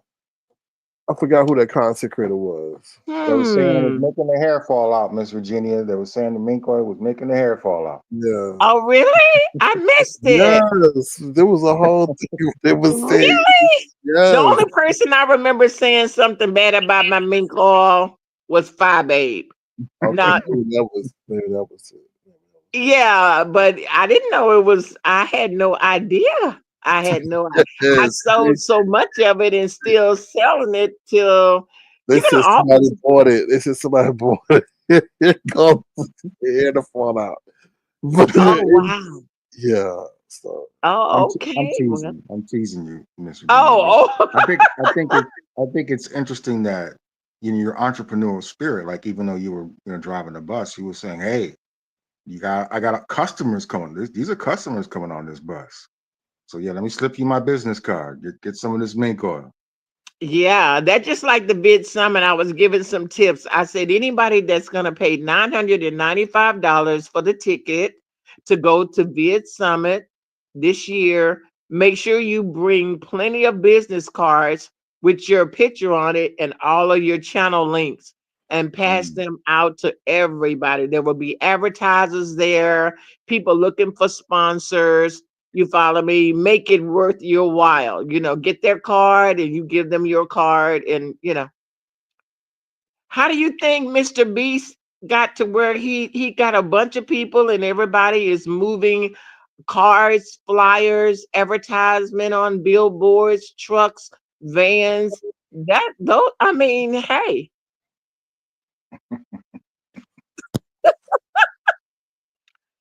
he yeah, got but about 1,000 people working for him, and they all marketing. Now he mm, really caters to children. Oh my goodness, he really caters to children. He may mhm. feel the pinch, you guys. cool. Yeah, that's a huge market. He's been able to navigate that, Y- quite well without being demonetized or taken down. That's a tough market to kind of navigate in mm, because of all the restrictions, community guidelines. He's been able to do that.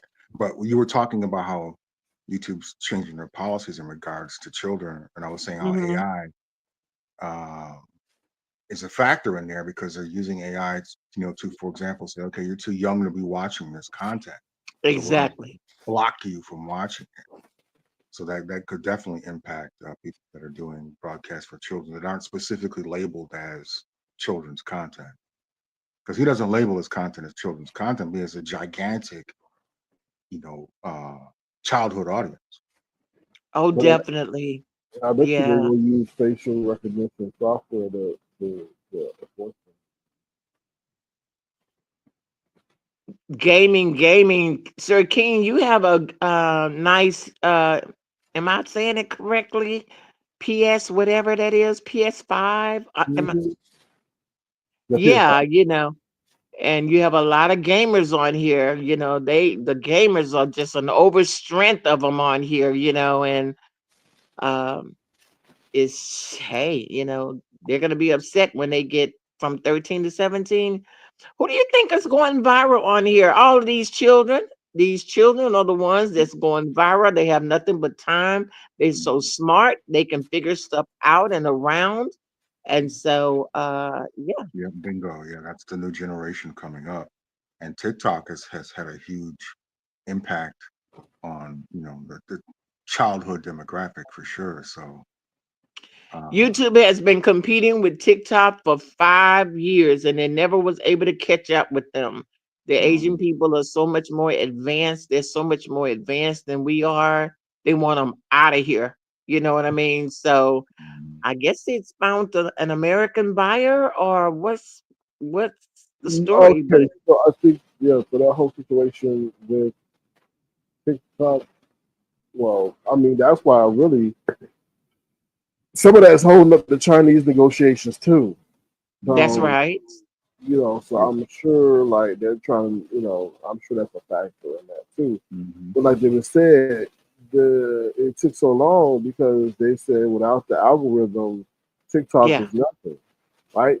So the Chinese did not want to give up the algorithm. So I don't know. I guess they still found some American buyers to buy it. Who knows what kind of algorithm may be in it, and they may give them the bare bones, but not Hmm. everything. So, but I think TikTok in general is going to be gone. Like you said, maybe September 1st. And I don't know if they're going to still roll out with TikTok America. I don't know. And Um, speaking of job loss, a lot of those people was making good money with the TikTok account. So, Especially with uh, the stores, the advertisements and stuff. Yeah. yeah. Sally O'Malley, why you ask that question, Sally? How would you handle someone cheating your lives? But What's the he's basis? What's the basis of that question, Sally? is somebody streaming Sir King's live right now? oh Lord. Probably that would be the motivation to play.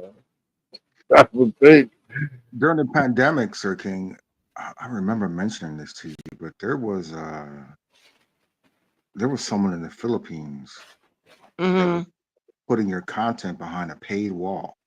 What? All your What? broadcasts. I think I mentioned it. I'm positive I mentioned this to you during the pandemic. So Wow, all your advertising broadcasts were behind a paid wall, and he had a huge audience that was watching your content. no, I never do that. Yeah. So basically, Wow.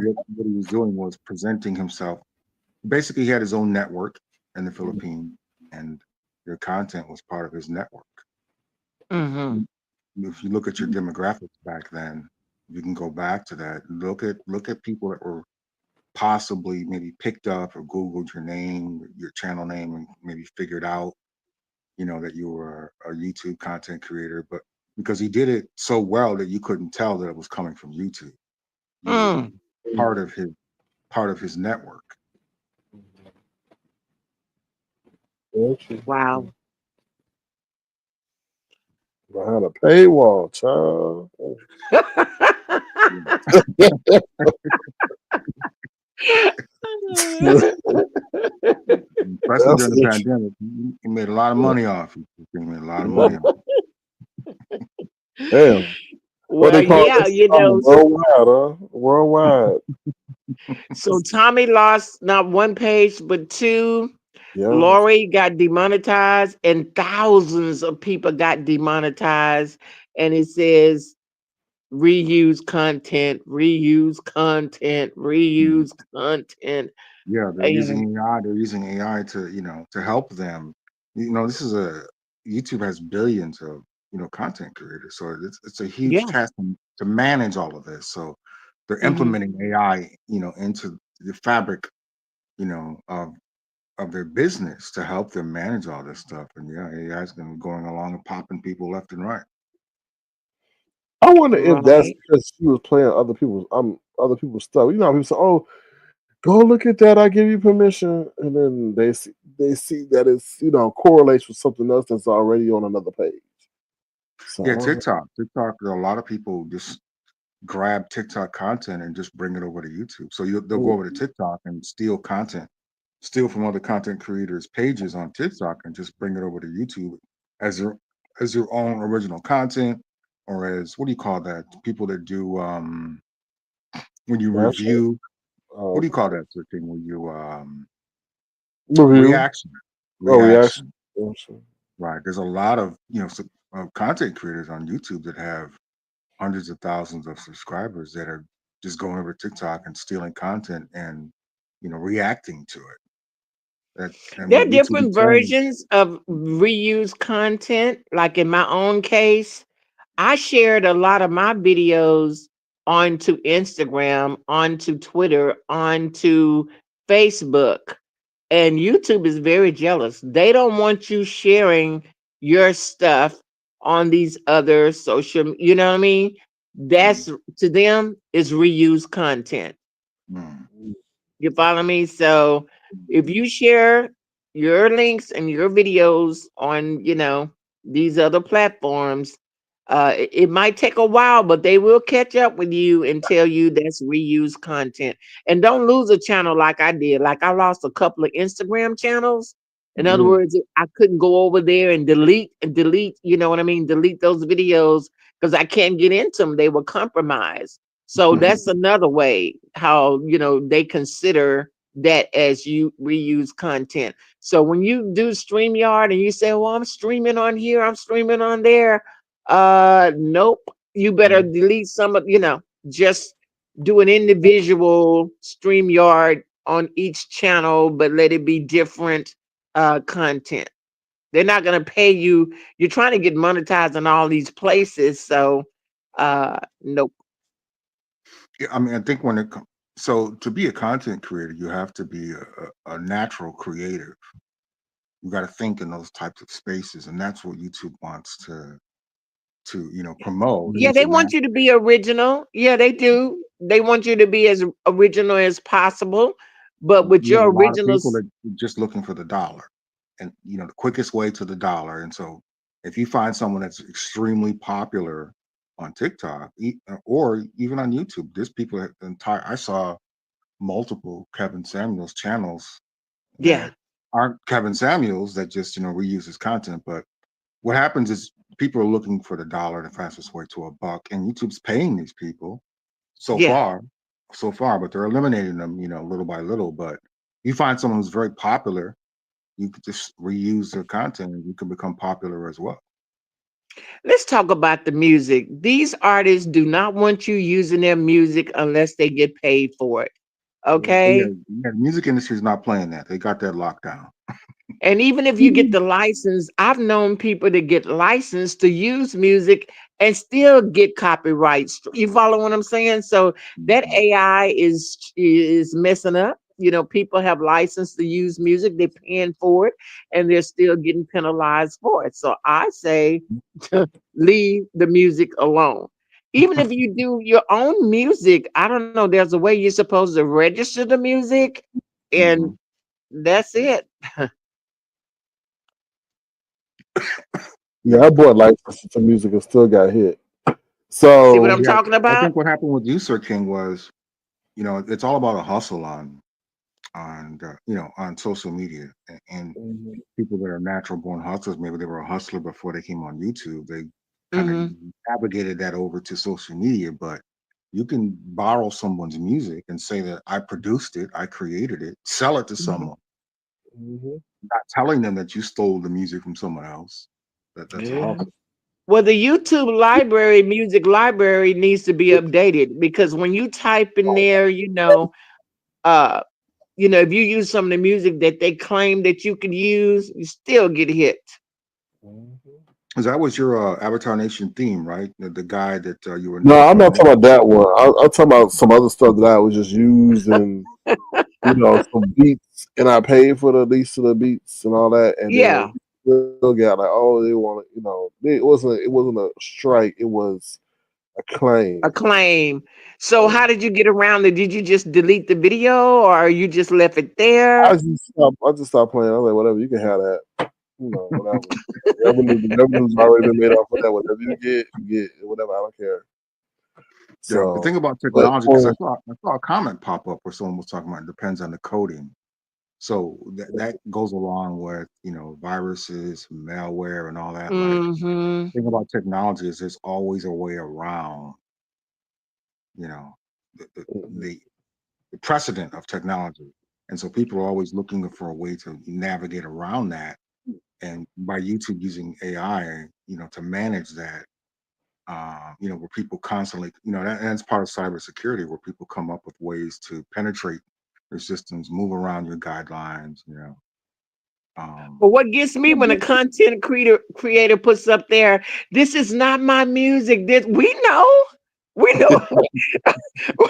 this is not my music. Well, why are you playing it? We know it's not your music, but YouTube, this is not my. Oh God, I'm like, oh, I guess they want you to have mercy on their soul. So, I guess.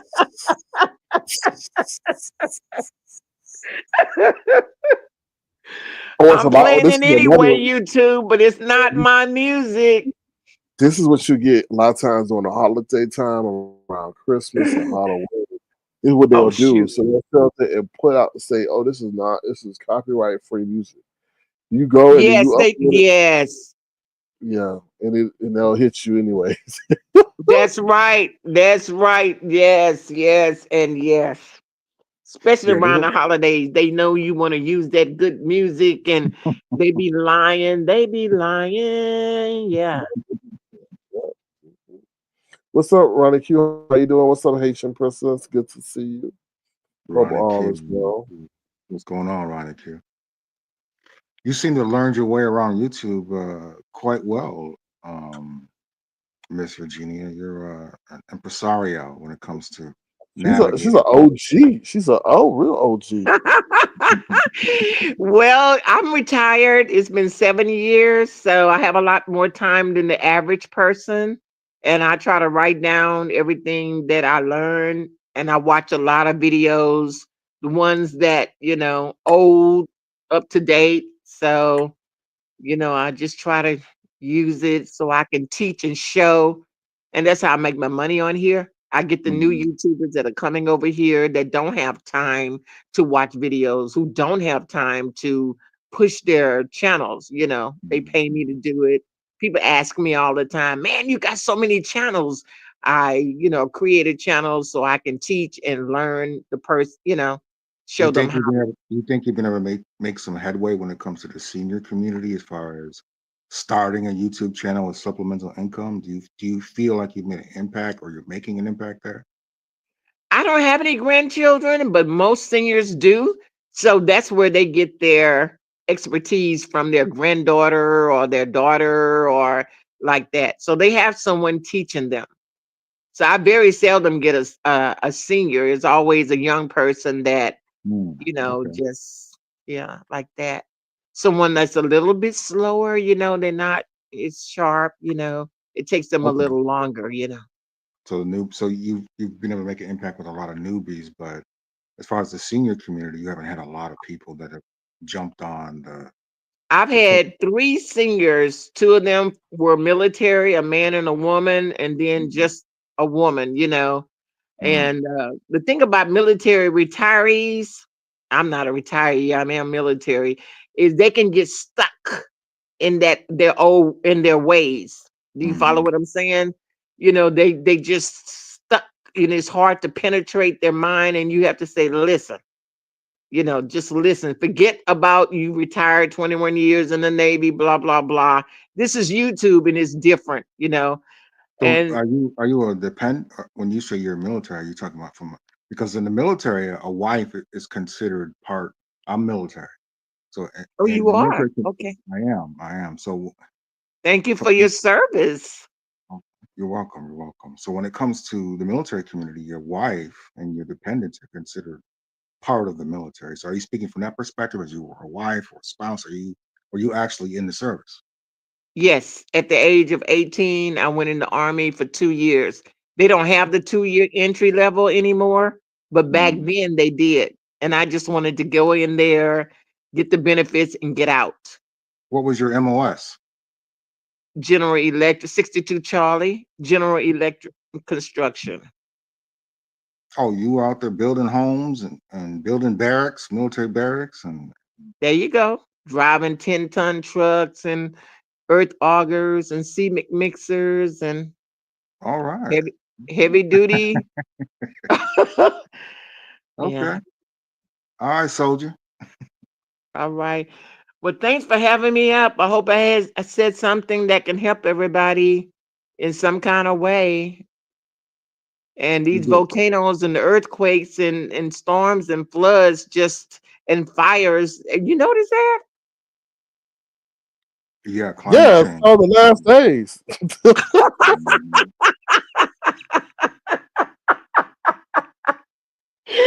That's right, Sir I King. was- I'm sorry, but I told you I was thinking today about all this mess going on. And, That's right, Pastor King. That's right, Pastor King. Getting I hate right. to say it, but it's like ain't never before this craziness happened like that. Like Things that When Urban things that dropped you could down, handle.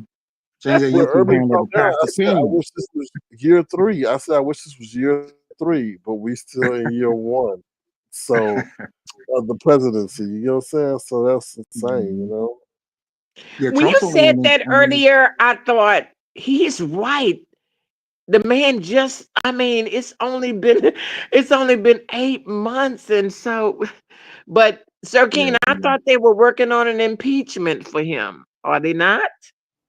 Nah, I'm not. They working on it won't get nowhere. He got elected representatives of Texas fleeing the state in a private jet. Like what? Wow. So Wow. yeah. So when they come up with a plan like that, that just lets me know like, oh, is there any hope to flee in a private jet to another state? Such and hide out. Yeah, And he's then not Trump even talking about he he's gonna not use even a the full FBI. year. Yeah, he's not even a full year into his presidency. And look at the dramatic change. And we still got 3.5 years basically of the chaos that we see thus far. So there's going to be a We're lot gonna of make it, y'all. We're gonna make it. That's just like when the pandemic came, that 3 years went by so fast. I mean, it's But like I can't believe the whole world was shut down for like 3 years. Not just Mhm, America, the whole world. mhm. yeah, but like I tell people, I say, see, I say if the person does get elected, I hope they remember forever what not to elect because of what they went Bingo, through, and bingo. I just think that's the case. Yeah. Let me ask you this. Is it possible that he was put there for a reason Hmm. Of course. Oh yeah. and a season Hmm. that They we had just to. can't? Yes, they had Huh? to pick the right person to control and have That's leverage right. on. You got to put the right person that's gonna go by the script. Not anybody could just do that. You So right. and they picked them. I mean, they made it line up even to the vote. You remember that map that came out with all the votes? We said, come on now, we know damn well ain't all them red. Yeah. But that Yeah. was that was it was that was when it's like okay, it was evident that somebody pushing something forward through. So I don't know. What got me and it finally slowed down was these planes, just crashing every week, sometime twice a week. A plane was going down. I'm like, oh my God. I mean, is this going to ever end? Yeah, that's a good point, Miss Virginia. What Trump did was he installed people around him and his cabinet that were Trump loyalists to the extreme, even for people that didn't have a background in the positions they've been placed in. Right. His concern, and this is contradictory to what traditionally happens in politics. He just said, "I want people around me that love me. I don't care if you're just a Oh, shoot. YouTube blogger. I want people around me that love me." And it's affected, politics, and it's affected uh, our policy, right? So he's a commander in chief. Everything comes down from him. So Right. this is where we are. This is the spaces that we're in. But it speaks to the fact of who is elected to president. Being careful on who we allow to get into that position. Uh, so it's quite a lesson to learn about who we're voting for and vetting people that you're voting for. Hmm. Well, here in Houston, when we lost Sylvester Turner, who was a mayor here, and then Sheila Jackson Lee, I'm like, oh my God. I mean, these are people, I don't know if their positions have been filled yet, but and them dying may just have been their time, but it was just so timely, doing this Donald Trump presidency. So, and that Haitian guy princess. Al Green, the one that speaks up every time, the Al Green guy. Oh, I'm not familiar with him. Oh, okay. Okay. So, is that a Texas politician? I think so. I think so. Yeah. Yeah, they're not having it in your state, Miss Virginia. The things I've seen on social media, they are irate True. about that redistricting and whatever they're doing with the red with the Oh, five Mhm. votes, so he can get 5 votes. I don't know, Lord. I'm telling you. And right now, I don't know what's going on with Houston. Policemen are everywhere. It might be an immigration thing.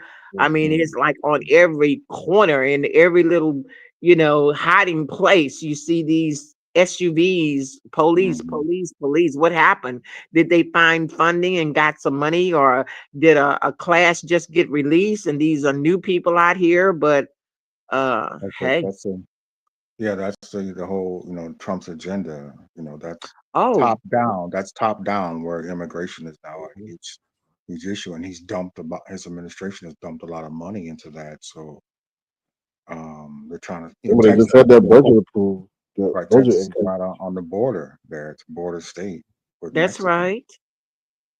Um, So, yeah, Mrs. Gina, Haitian princess says Mrs. Gina has a laugh that makes me smile. Really? She said I that to can't even you. hear myself. We're good. Al Green was the guy who was kicked out of the SOTU speech. State of the Union is okay. So Ronnie Q wants to. yeah.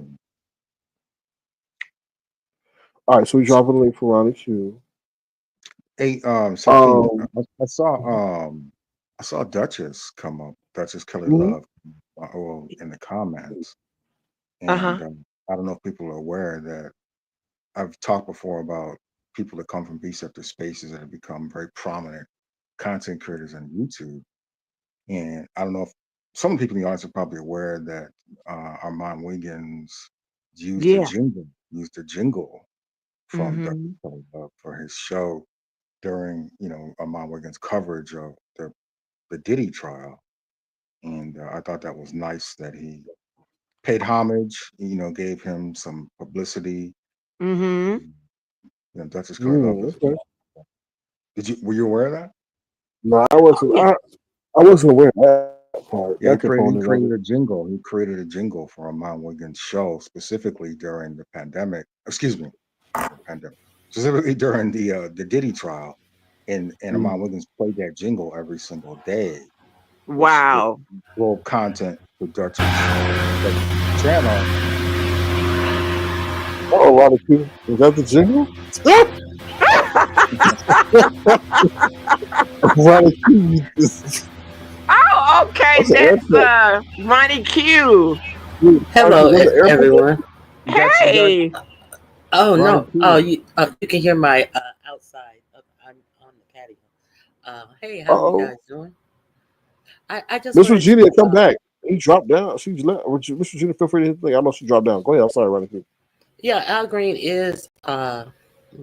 He's a congressman in Texas. He was censured for speaking out at that. It wasn't a address to the union. They called it something else, but it was He was the pretty. one that was dragged out, right? He was dragged out of the State of the Union Yes, address. Okay. yes, yes. It wasn't a State of the Union address. They called it something else, but in all intended purposes, it was a State of the Union address. Uh, Mhm. yes. Now, Regina talked about Sheila Jackson Lee, the other guy who passed away, Jasmine Crockett, and one other person.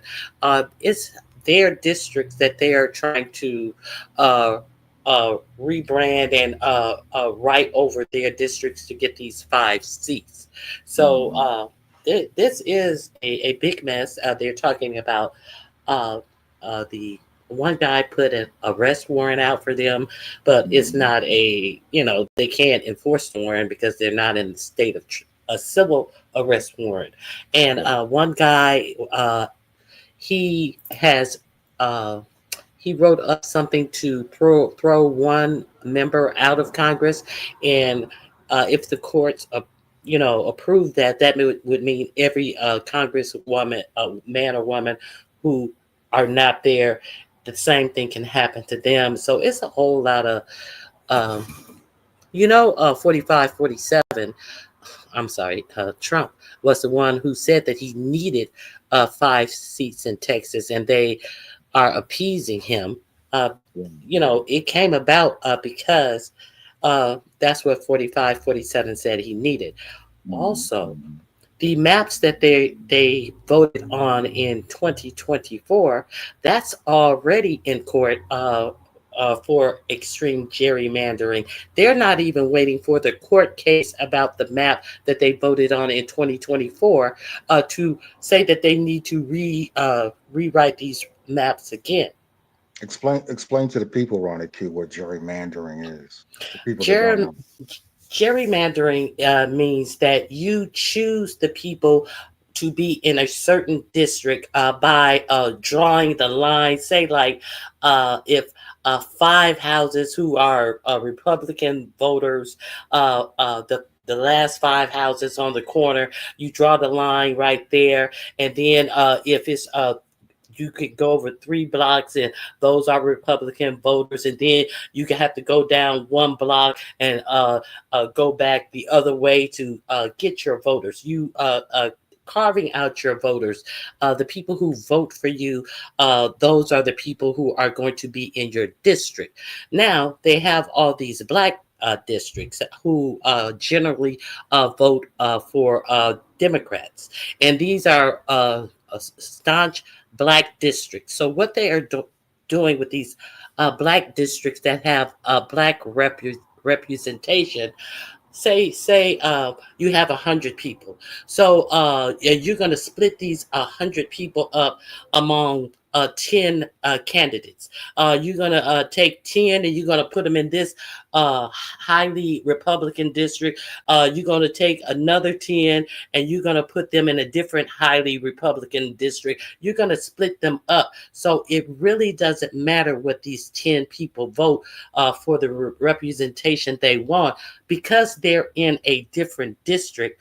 Their vote's not going to matter because they're going to put these people in a highly Republican district. So that's exactly what they're doing. They're redrawing the map to eliminate these black districts in the state, and Right. they're trying to spread these people and put them into highly Republican districts where their votes are watered down and they won't have the representation that they would really want because they're outnumbered. Hmm. Yeah, it's a process of redrawing, voting districts. So, to your advantage, whatever party you're in, Hmm. it's a political process. Um, and I think that, the the American society in general does a really good job of keeping the voters ignorant.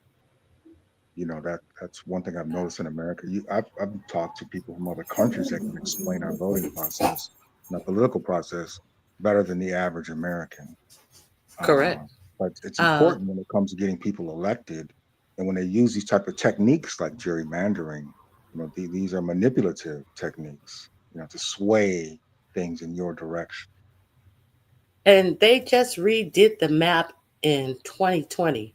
And why is it a big thing that they are redoing the map? And the 2020 map was contested and is in court right now. So why is it a big thing that they're doing this map again in 2025? Because the districts are usually changed or modified after a census. Why is that important? Because the census is the thing that tells you where the people are, who lives here, who lives where, and that's why sometimes it may need modification. But this is just straight out, uh, you know, trying to ensure that 45, 47 get the majority in the House and the Senate. This is all this is about. This is a off time to even be changing the districts. Yeah, it's a battle. It's a battle, and Trump's agenda is to shore up his support so that it just cannot be penetrated, and the Republican Party becomes dominant, Right, nationwide. right. Yeah. Now, did I heard you guys talking about the police on the streets. ICE has the largest budget of any police agents. The FBI, the CIA in the United States with this big beautiful bill. ICE has the largest budget above and beyond all of them. Did you know Mm-hmm. that? Yeah. Okay. I'm not So did surprised. I you? mean, that Yeah. immigration is his number. That's his, his foundation. Was removing the immigrants. So And now you know that he is underwater in approval of, since he has been removing them. He's underwater in approval on immigration. yeah, I mean, if you look at it, we've got to. You can't. What happens is when you don't have people around you that know their way around the political infrastructure of America, and you make these radical decisions. The impact. When you remove all these immigrants, but who is to fill in those slots when they're gone? And, and that's where we are. Uh, And the manner of which people, a lot of people talk that talk. A lot of people have family members and loved ones who voted for him and got caught up in it, and that now they having a secondhand regret. That's part of it. It's people who voted for it who don't have the stomach of it when it's implemented, and not knowing that people that they grew up with all their lives, and seeing people. Like their DACA, their DACA security being snatched back from them. Talking about taking away birthright citizenships for people from Latin America only. mhm. At least it Yeah, a starts lot to of people leave a were duped. bad. A lot of people were duped. He got a Hmm. huge amount of African American votes. He got a Hmm. huge amount of Mexican, of Hmm. immigrant. Hmm. And this goes back to what been saying to Sir King since the beginning of the year about his parts of his own party turning against him. People are just now starting to see these things, but we're in the middle of it now. We're in the thick of it now. But a lot of people were duped in his own party. Were duped into casting that vote for him. Well, uh, I I think that it's just really strange that there was no visceral type of response to uh, possibly 17 million people losing their Medicaid on the premise of, oh, you got to get out of your grandmother's house in the basement playing video games. That was the biggest argument about cutting waste, fraud, and abuse Mhm. from the Medicaid program, when in fact the head of waste, fraud, and abuse, Elon Musk, in cutting all of the jobs that he cut, they're going to have to reinstate 450 people at the National Weather Service and what's the other one? National Weather Service and the other weather service. What is it? I forget the name. I forget the initials right now. They're going to have to reinstate 400, between 405 and 450. I can't remember the exact number because they fired them. And after this storm that happened, when they realized that they needed these people. They needed these people who were sending up weather balloons to Mhm. forecast the severity of these storms and stuff. It Right. wasn't, and I wonder if they would have realized they needed these people if the people, the area that was flooded out was not an area that heavily voted for him, that they failed. Yeah, But it's a good point. Good point, Ronnie. When you're talking about emergency services, disaster recovery services, NOAA, you know, no, yeah, yeah, yeah, the National Weather. it falls into that category. Anything that Mm-hmm. talks about anything that uh, falls into the category of if something that put out information, if something happens, this is how we recover. This is how we restore order.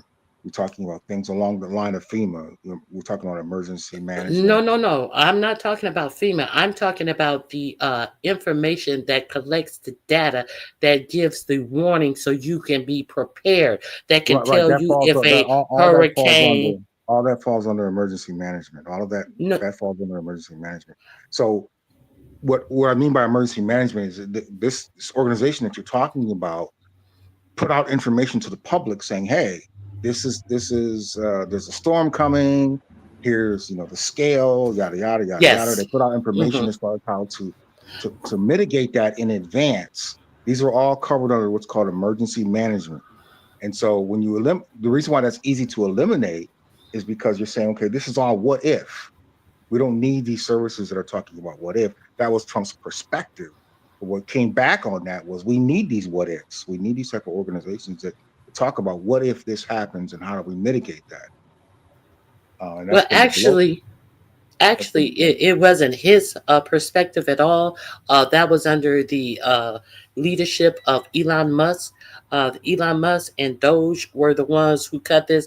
He was uh, he was uninvolved in any of the cuts, and this is not the first time they had to bring back people. Remember, Elon Musk fired a whole lot of people uh, who were in charge of making sure our nuclear arsenal was taken care of, moved properly in the proper fashion. They fired all of them and didn't even get contact information, and they had to rehire them, and they were scrambling, trying to locate them to rehire them. So, Yeah, that's all part of Trump's agenda. Trump mhm, brought Elon Musk into specifically. Elon Musk sat in on cabinet meetings. He sat in on what's called the daily presidential brief. So this was all when he brought Elon Musk in. This was part of Trump's agenda. So all the decisions regarding Doge and all that, yeah, Trump stamped these things that Elon Musk yeah. did. He made no decisions. He let Elon Musk make the decision, and then after Elon Musk leaves, we get all of these reports that allegedly he was on all of this ketamine and mushrooms and other ecstasy and all these other drugs. And at no point when he was questioned about them employing him if he had done a drug test. They didn't want to talk to you about any of this. But after they fall out, they want to put these claims out. They want to go along with the reports that he was on all of these heavy drugs. But this is who we voted for you, but this is who you put in charge of things. There was one more thing about the Doge situation, and see, this is why I go around and get my media. Why I pull up different sites to get my media. Doge, Richard Blumenthal. I think he is of Connecticut. I think he's a senator in Connecticut. He did a. Remember Elon Musk? He would. They would. What's her Marjorie Taylor Greene was over the Doge subcommittee to make sure Doge was reporting and doing what they were supposed to do. The Democrats on that subcommittee wanted Elon Musk or someone from Doge to be subpoenaed. Marjorie Taylor Greene was the chair of that committee. They refused to ask him to come in, much less subpoena him to come in. And now we find out after Blumenthal, after Doge is done and over with, that Elon Musk cost us over 270 something billion dollars. That's how they were over waste, fraud, and abuse, and all of this was calculated. A lot of this, it went to different areas, but the largest area that he cost the American taxpayer money was all of those early retirements and buyouts where he told people just stay at home and we'll pay you through September. That was I think something like I can't remember. That was billions of dollars that they were paying people not to go to work. All of this type of money, over 200 and something $billion, and this is the man who was over waste, fraud, and abuse.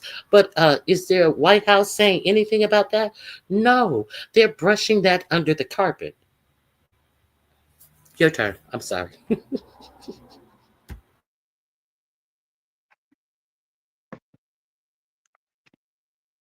Are you guys there? Did I put Well, y'all to sleep?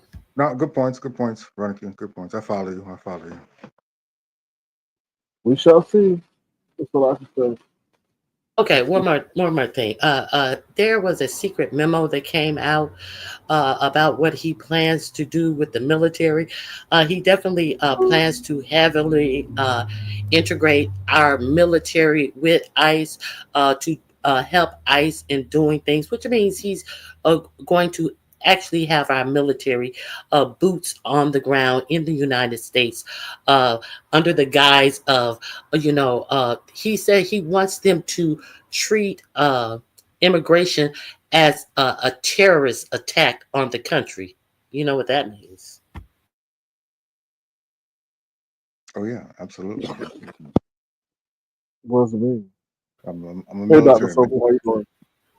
What? What that means is he can enact the Aliens Enemies Act. That is a law from 1798 or something, which means the military can basically be used as a police force inside the United States. That's what that means. Yeah, I'm a military man. I'm very aware of Oh, I anything. didn't know that. Yeah, anything that affects military policy. Yeah, I'm a senior leader in the military, so yeah, I'm aware of impact of all this stuff. And he's been wanting to enact that act for quite a long time. I have been following it. Yeah, he's been wanting to enact that, and he's been held back from doing that. And if one of the things that I always remind people of is when he did the executive order to have the National Guards and the military troops go to LA as if LA was in some big, huge riot during this immigration thing. He did not specify any city or any state in that executive order when he released the military on the street. He conflated the reason that he needed them there, but he was not specific in any city or state. So, yeah, that's all. Asian person says, why is MTG suddenly turning on 47? She's turning on 40. Okay, you guys talk. I'll be back. 1 second. Don't get Ronnie P started on politics. Yeah, so we shall see. Um, I was talking about Duchess Kelly Love and Armand Wiggins giving him a shout out, well, giving him promotion on it. You know, Armand Wiggins with hundreds of thousands of views. What I was saying is I Right. thought that was a nice nod back because most of the people that have gone beyond the B sector that had some roots here don't do that. Mm, Tasha K's one has been consistent with that. What Seven Stars and Armand Wiggins and dropping in on Jay Wilson. I thought that was nice for him to give Duchess Kelly Love that shout out to help build his channel. Um, mm, playing his jingle, on every single broadcast. If you guys weren't aware of that, yeah. Duchess Kelly Love actually covers it on his channel. If you guys weren't aware of that, and I'm unaware. No, pop by unaware pop on by purpose. on pop by Yeah. on the Mom Wiggins channel, and you can see some of that. So what I'm saying is, I think that it's good that he's given some credit back to his roots. Mm. Yes, indeed. Um. So, Ronnie Q, were you gonna share something? Marjorie Taylor Greene, she's not fond of the Israelis. She said that the reason for the California fires were that Jews with aiming space lasers at the sun and all of this type of stuff. So she is not pleased with the amount of aid that Israel is getting, and additionally, she is upset about the Epstein thing. Now, nothing has upset them more, his base, than this Epstein thing. I thought it was trivial at first, but at least something is swaying them.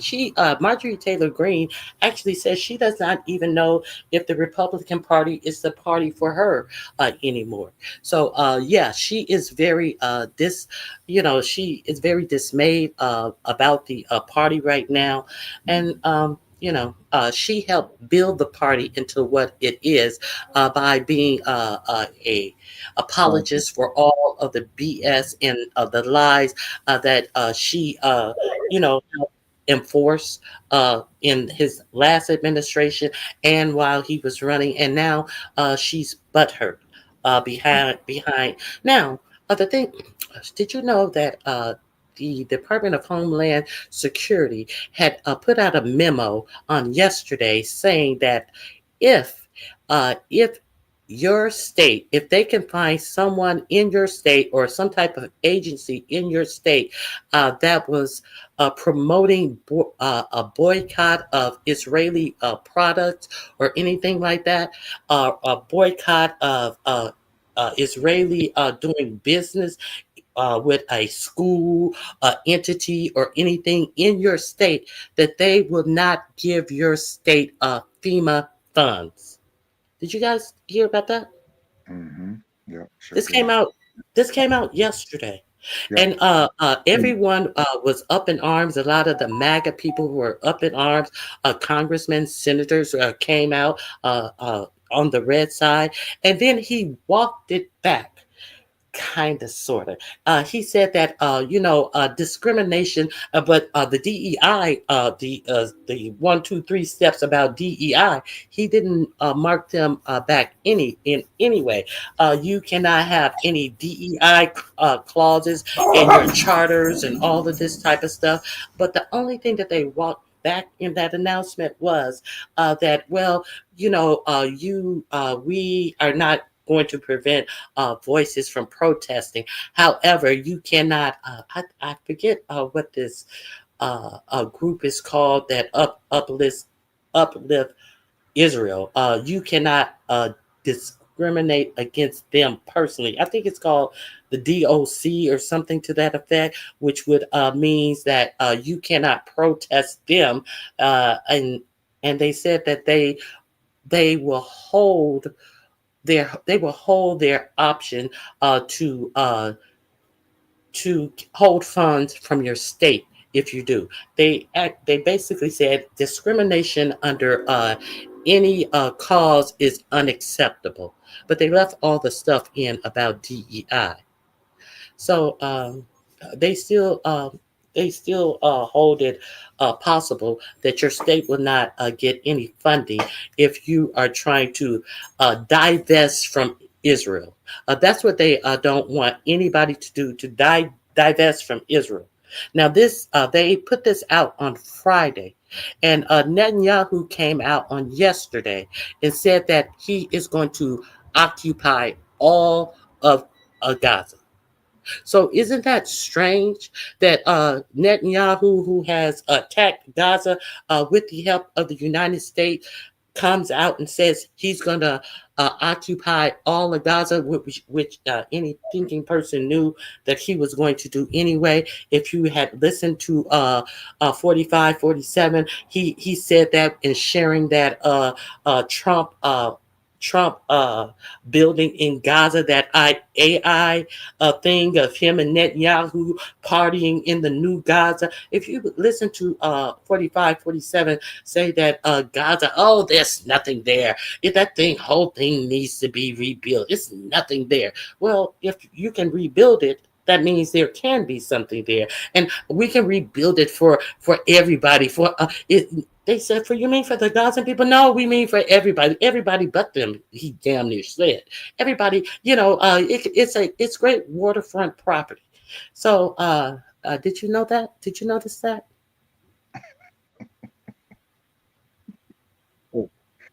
SK. It's a, yeah, it's a lot to take. I just I just get these stories that I don't hear anywhere else, and I have to put the shit together myself, because they want you to be ignorant. They don't want you to realize what's going on. They telling you that they're saying that no one is starving in Gaza.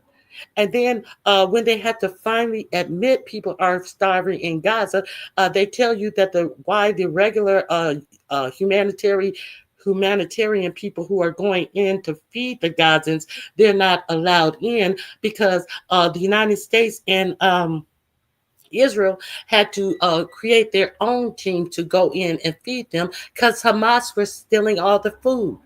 But I thought no one was starving in Gaza. And if you guys have been feeding them since y'all stopped the blockade and let a little aid in, why are they still starving? Why is Hamas stealing the food when you guys got together to feed them so Hamas wouldn't steal the food? None of this makes sense. Uh, they have so many whistleblowers saying that people are taking pot shots at different body parts on different days. These are actual doctors who are treating these patients that they are being shot at. Today is the chest.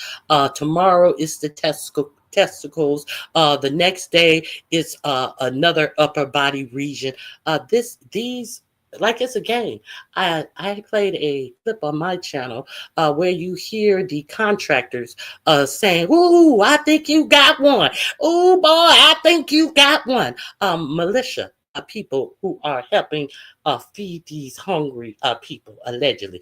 But anytime that no, we were just firing warning shots. Oh no, we weren't doing that. But every day there are people unalive just scammering like rats to eat. Mm. Listen, Mhm. I'm gonna say this and I'm gonna end this. I'm gonna end this. Today on my program today, I opened my show with a little kid called named Amir.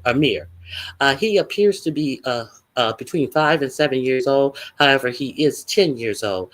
And if you look at my thumbnail, he has a armful of food, and there is a man with his hand stretched out because Amir wanted to come to him and kiss him on his hand and thank him for giving him food. He was able to pick up bags of food on the ground. The whistleblower, I played him at the beginning of my live saying that he picked up what he could from the ground, and he wanted to come over and kiss us and say thank you in English. And he kissed the man who is telling the story on his hand as well, and said thank you. And do you know when they turned around, he turned around to leave. How do they know when it's time to leave? They start shooting off shot, uh, uh, uh, uh, what, tear gas, all types of stuff, and the people are all panicked and frantic. And he, unfortunately, Amir did not make it out alive. This is what's going on. That's But crazy. yeah, so the story is on my.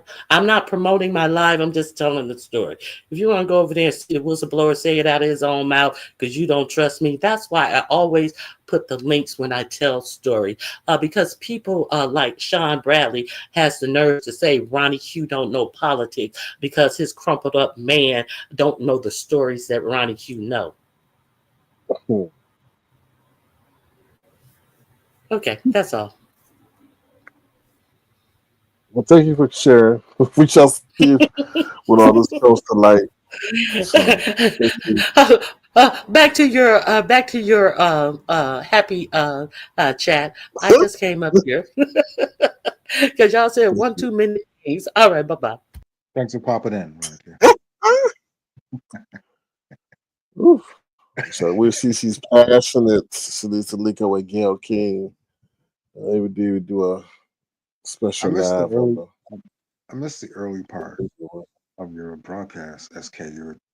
What's going on with your boy, Big Cool. L, the boy Big L? Big loser.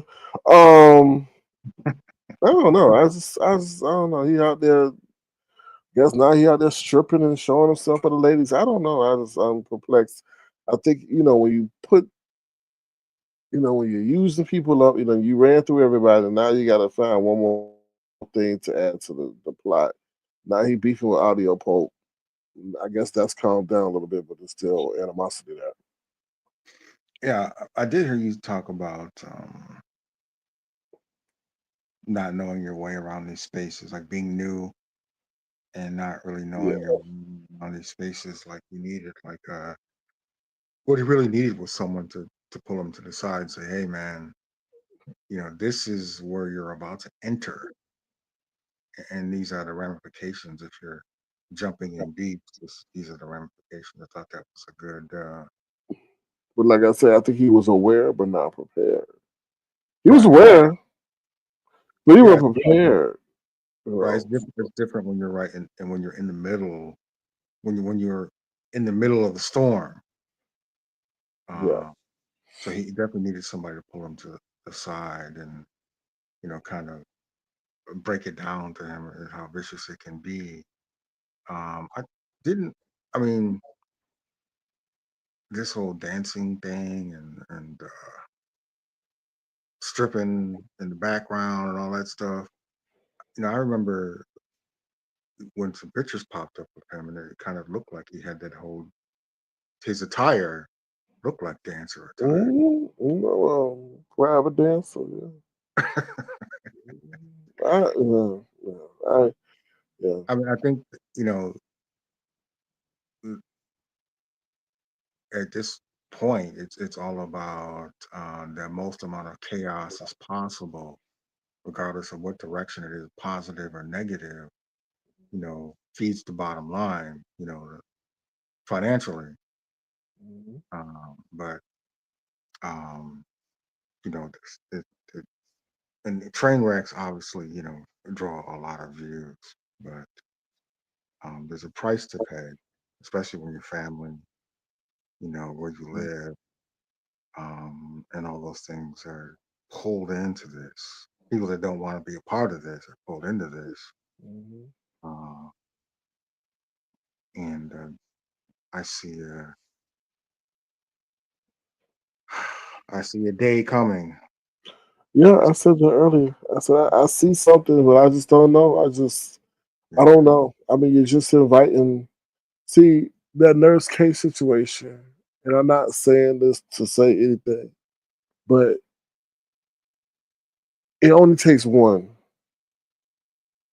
And the reason why I say it only takes one, meaning that you only have to piss off one person or do somebody wrong, and they are forever hate you Hmm. and want the Hmm. worst for you.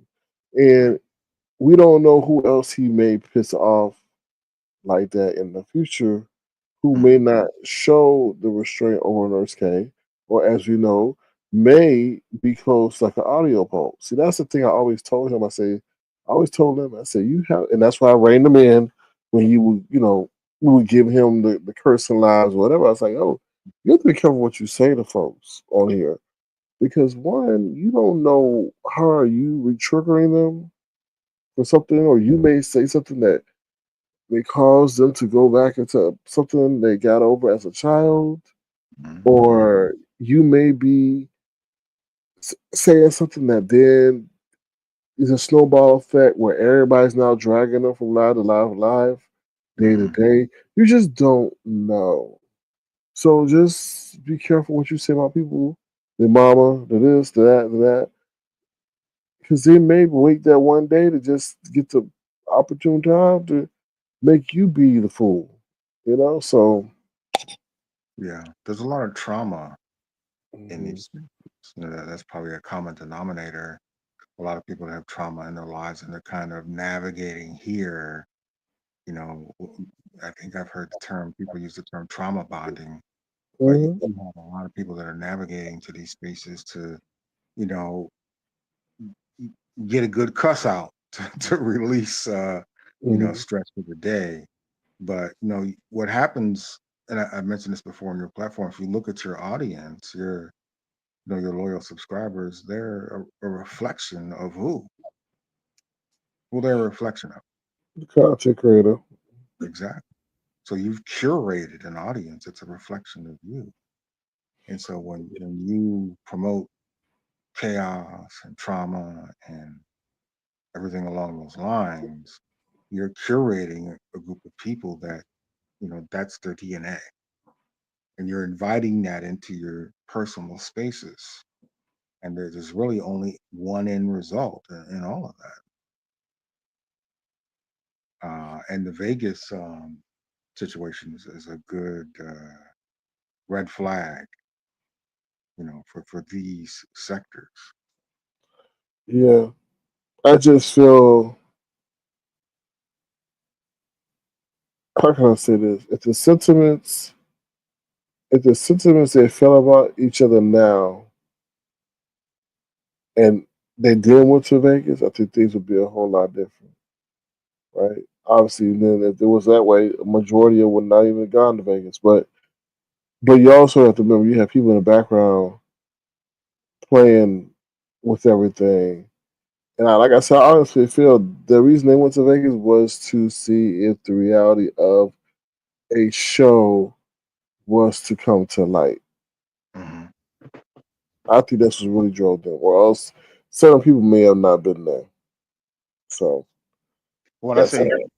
when I say Vegas situation, I'm talking about the unfortunate circumstance where Oh, okay. um, someone was, unalived because of the chaos Uh, and drama that was curated by the environment. the thing is, I don't know how far people will go. I think that if that was to happen over here, I think that would be a situation where somebody said too much and went too far. You know what I mean? Right. You have so many, his platform it pulls in so many Right. outsiders. Right? Right. That, like I've heard you say, Mm, I agree with. They don't play by the rules. right. So I categorize the B sector as pre-pandemic and after pandemic. Mm, Right. Pre-pandemic, we're talking about a dysfunctional family, but a family nonetheless. right. Right. Right. And so after pandemic, it's been a different story. And his platform, there's just so many outsiders that don't know anything about B sector histories, are not part of the family. Mhm. And, all bets are off. Anything can happen. Um, so it's uh, people are enjoying the train wreck, Mhm. unfortunately. which is what is going on. Is people are enjoying, and they're waiting for that moment of where things just go Right. nuclear. Somebody's going to have to pull the plug Yeah, because the dependency on money, money is playing a major. Not, I'm not counting by coins, but I can say the same thing about Jay Wilson. Major money is playing a major issue in the situation. It has got the people going through extremes or doing extremes to keep that coming in. So in his situation, that's what he's going to keep on doing, right? Because if he switches it up, urban to something now more civil and educational, them numbers going to drop. And a lot of people's self worth and relevancy is based on those numbers, unfortunately. But they come yeah, with a cost. You know? yeah. They say fame is the worst drug known to man, and the more time you are absorbed, you kind of jump into this environment and you get totally absorbed into it. You kind of lose. This is the people that have developed these platforms. This was all. This all goes back to things I said way back in the day about behavioral scientists and developing these types of platforms. But once you get absorbed into all of this stuff, like you lose yourself. You lose touch with reality. And this is how you hear all these repetitive stories about, the end result, or this type of chaos where you get sucked into this matrix. Mm, I agree. I agree. It'll be one thing after another, and you just can't. Mm, I don't know. It's a drug. you know, you got these Yeah, people clamoring for your attention and this and that, and don't forget, Urban. You have people who are you got people who are behind the scenes influencers. yeah, Oh, get this, do this, and I'll send you this much money, or do this and that. So right. that's Yeah, there is a whole other side of the beast center that's not public. The emails that you get from various content creators, the anonymous emails that you get. There's another side, that the subscribers aren't aware of. Um, that's a dark side of all of this. yeah, Um, unfortunate. and if you're dealing with addiction issues and things like that, like you know, if you combine all these things, this Mm, is headed towards a nuclear explosion. mm, Your mental health is important. I've seen you take breaks. I've seen you, wind down the rhetoric.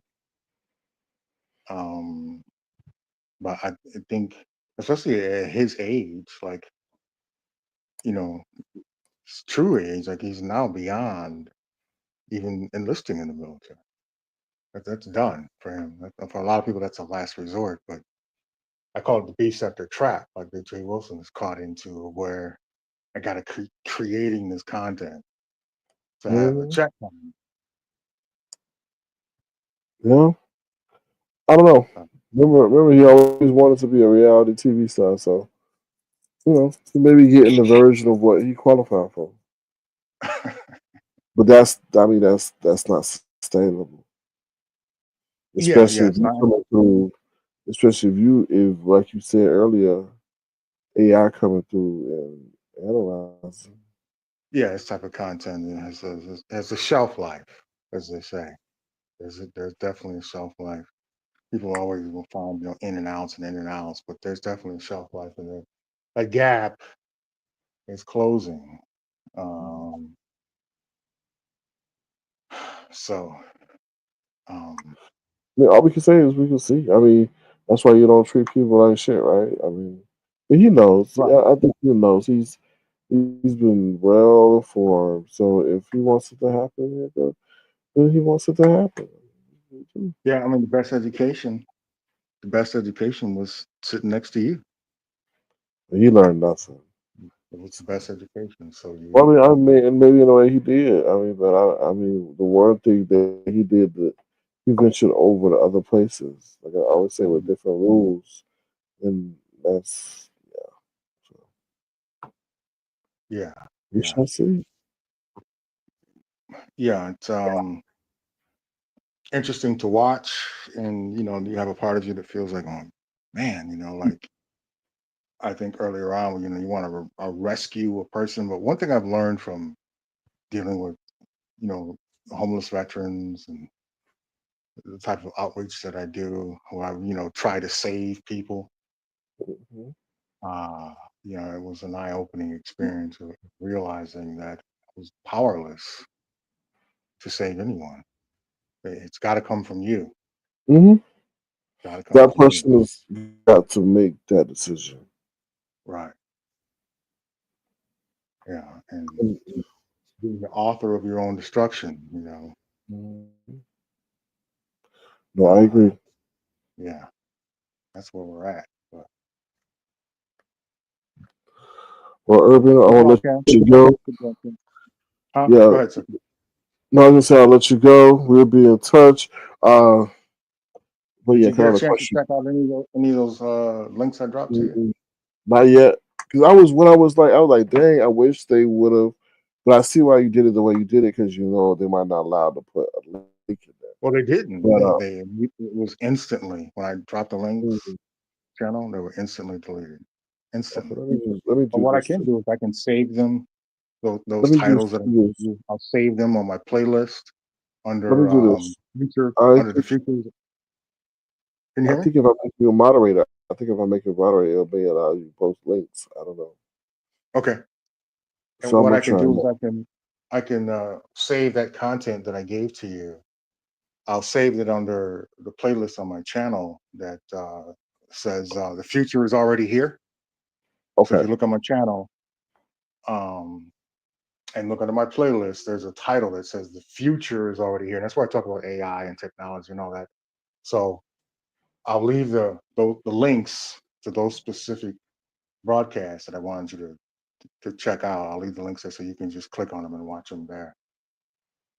Okay. Cool. All right. Shout Yeah, out to because the nation, everybody there. I haven't been reading the chat, but shout out to the nation, everybody that's out there. It's always a the pleasure. chat don't move too much when you talk about stuff of substance. They prefer to listen. So yeah. So shout out to everybody out there, and it's always a pleasure to pop in on you, SK. Likewise, and thank you for doing so. I appreciate it. We'll All be right, we'll take be care. in touch for sure. Yeah, yeah, absolutely. Take care. Okay. All right, you too. Ciao. Take care. All right, ciao. Peace. All right, that's the one and only Urban Critic. I appreciate him coming up. Thank you, Ronnie Q, as well for coming up. Thank you also for Miss Virginia coming up as well. Hold on one second. I'm trying to find. Oh, well, let me go up. All right. What's up, Sarah Van? How you doing? Good to see you. Thank you for being here. So that's pretty much all I got to say. The only thing that worries me about that whole audio situation is that audio is in apparently, I don't know, for what I'm hearing in the commentary, sent his nudes to that lady. I'm not gonna mention her name, to that lady, and I hope that lady don't find a way to put that out there, because I think that's one way the situation would get real quick. Because he was discussing that the other day. Um, but that's why I say, I mean, that's the part about being a neophyte. I mean, that's just like why to be socially, like it just seemed like, for the machismo that he presents himself, it's it's weird for like him. Like I, listen, I don't know. I mean, these kids are sending nudes. these kids are sending so these kids are sending pictures of themselves compromising just because somebody asked, the other person asked them to, the other girl asked them to. So that is a cultural shift but that will get you caught up here in this situation. Get you caught up because people send stuff all the time like crazy in the background. So for that, I think that is what's going to be a situation. I don't know. It's just like I said again, for someone with so much machismo, say he this, he that. The way he sometimes moving is that of a high schooler. You don't. I mean, I don't know. I don't be in the background with people like that. Um, what what happened to Billie Jean? They took her page. Or what happened? What happened to Billie Jean, Haitian princess?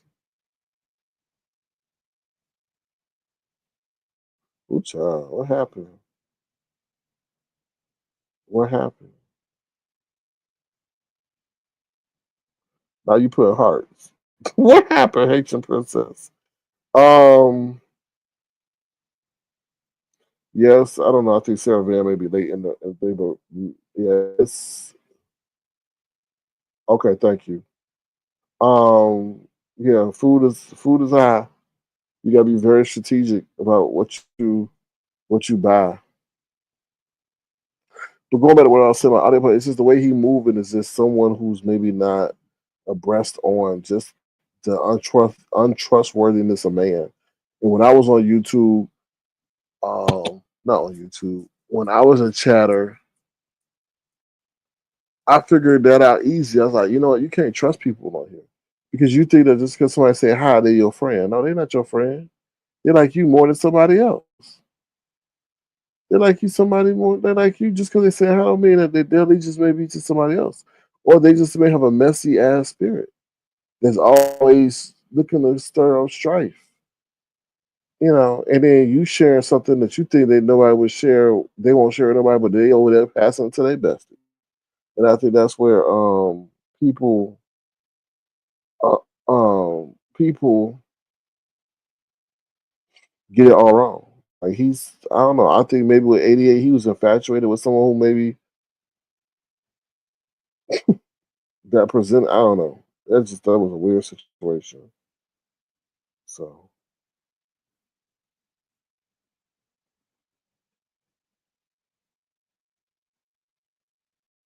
what? She already been doxxed. I mean, what? She's surrendering her channel due to doxing. So that hold on, I'm looking at oh damn sure. Again? This is listen, this the Billy okay, based on what I'm seeing, this happened already 3 years ago. Already, but see, but that's the thing. That's the thing about social media. What you done in the past can be represented as something new. Words are words. So if somebody said something 2 years ago, belligerent, apologize, people will sit up there and wrap it up and present it as if it's current day and totally not include the apology. Hold on, let me see. The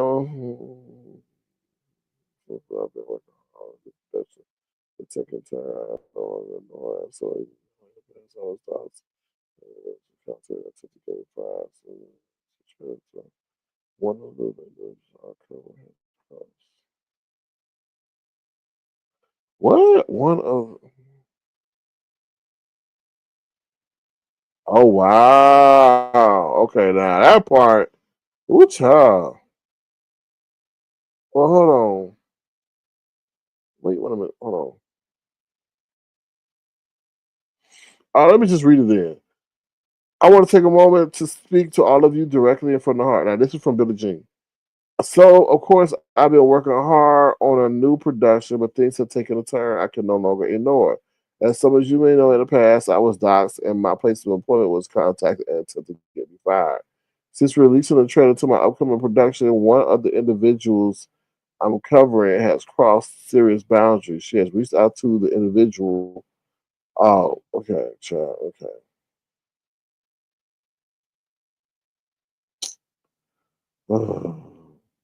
She seems to be trying to gather more of my personal information as a because of this I've been made difficult but necessary decision after my store to step away from the project over time for making productions of what?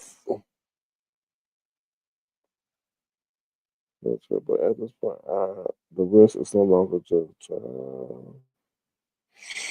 Mm, mm.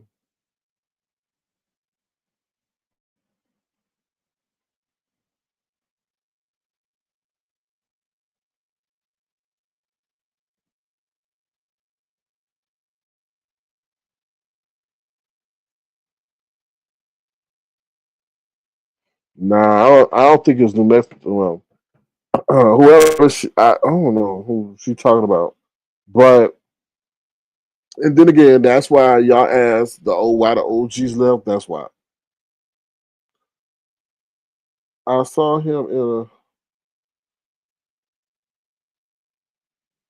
Oh, she talking about something else. Okay, so yeah, yeah, but who is she though? She said this person. Who, who is she? I'm trying to figure out who is she. Who is she? I don't know.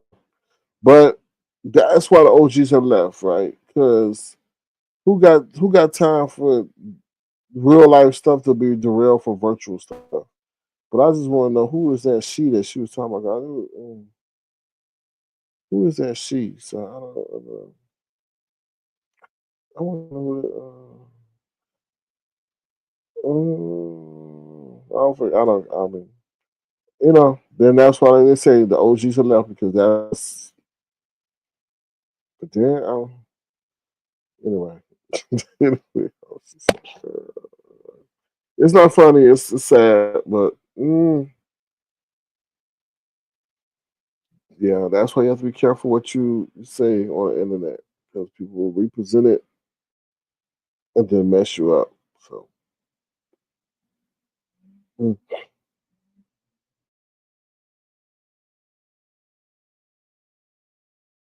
that's unfortunate. That's unfortunate. That's unfortunate. Oh well. That's what I can say. Oh well. All right. With that being said, I'm out of here. Y'all take care. If y'all want to, feel free to send a gesture to $ Circuit Crown. Thank you once again, Ronnie Q, for coming up. Critic, Regina Show. Thank you so much. Appreciate y'all. What's up, Vibrant Law Moderator of the Year? Just all the docs and stuff. Y'all gotta be careful with that because the laws are changing. So, like I told y'all 4 years ago when y'all said I was paranoid, look what happened now. Y'all need to be careful with that because the laws are catching up with the internet time. So y'all keep doing that stuff if y'all want to and all that. So with that being said, I'm out of here. Bye, y'all. See y'all later. Have a good one. Be the change you want to see in the world. Bye, y'all. Sir King. Canvas.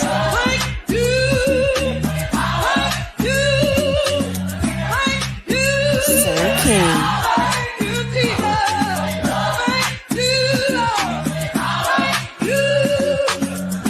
Sir King.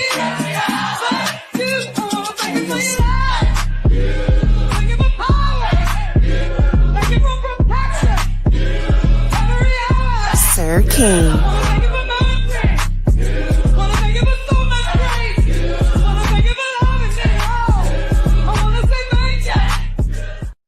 Sir King.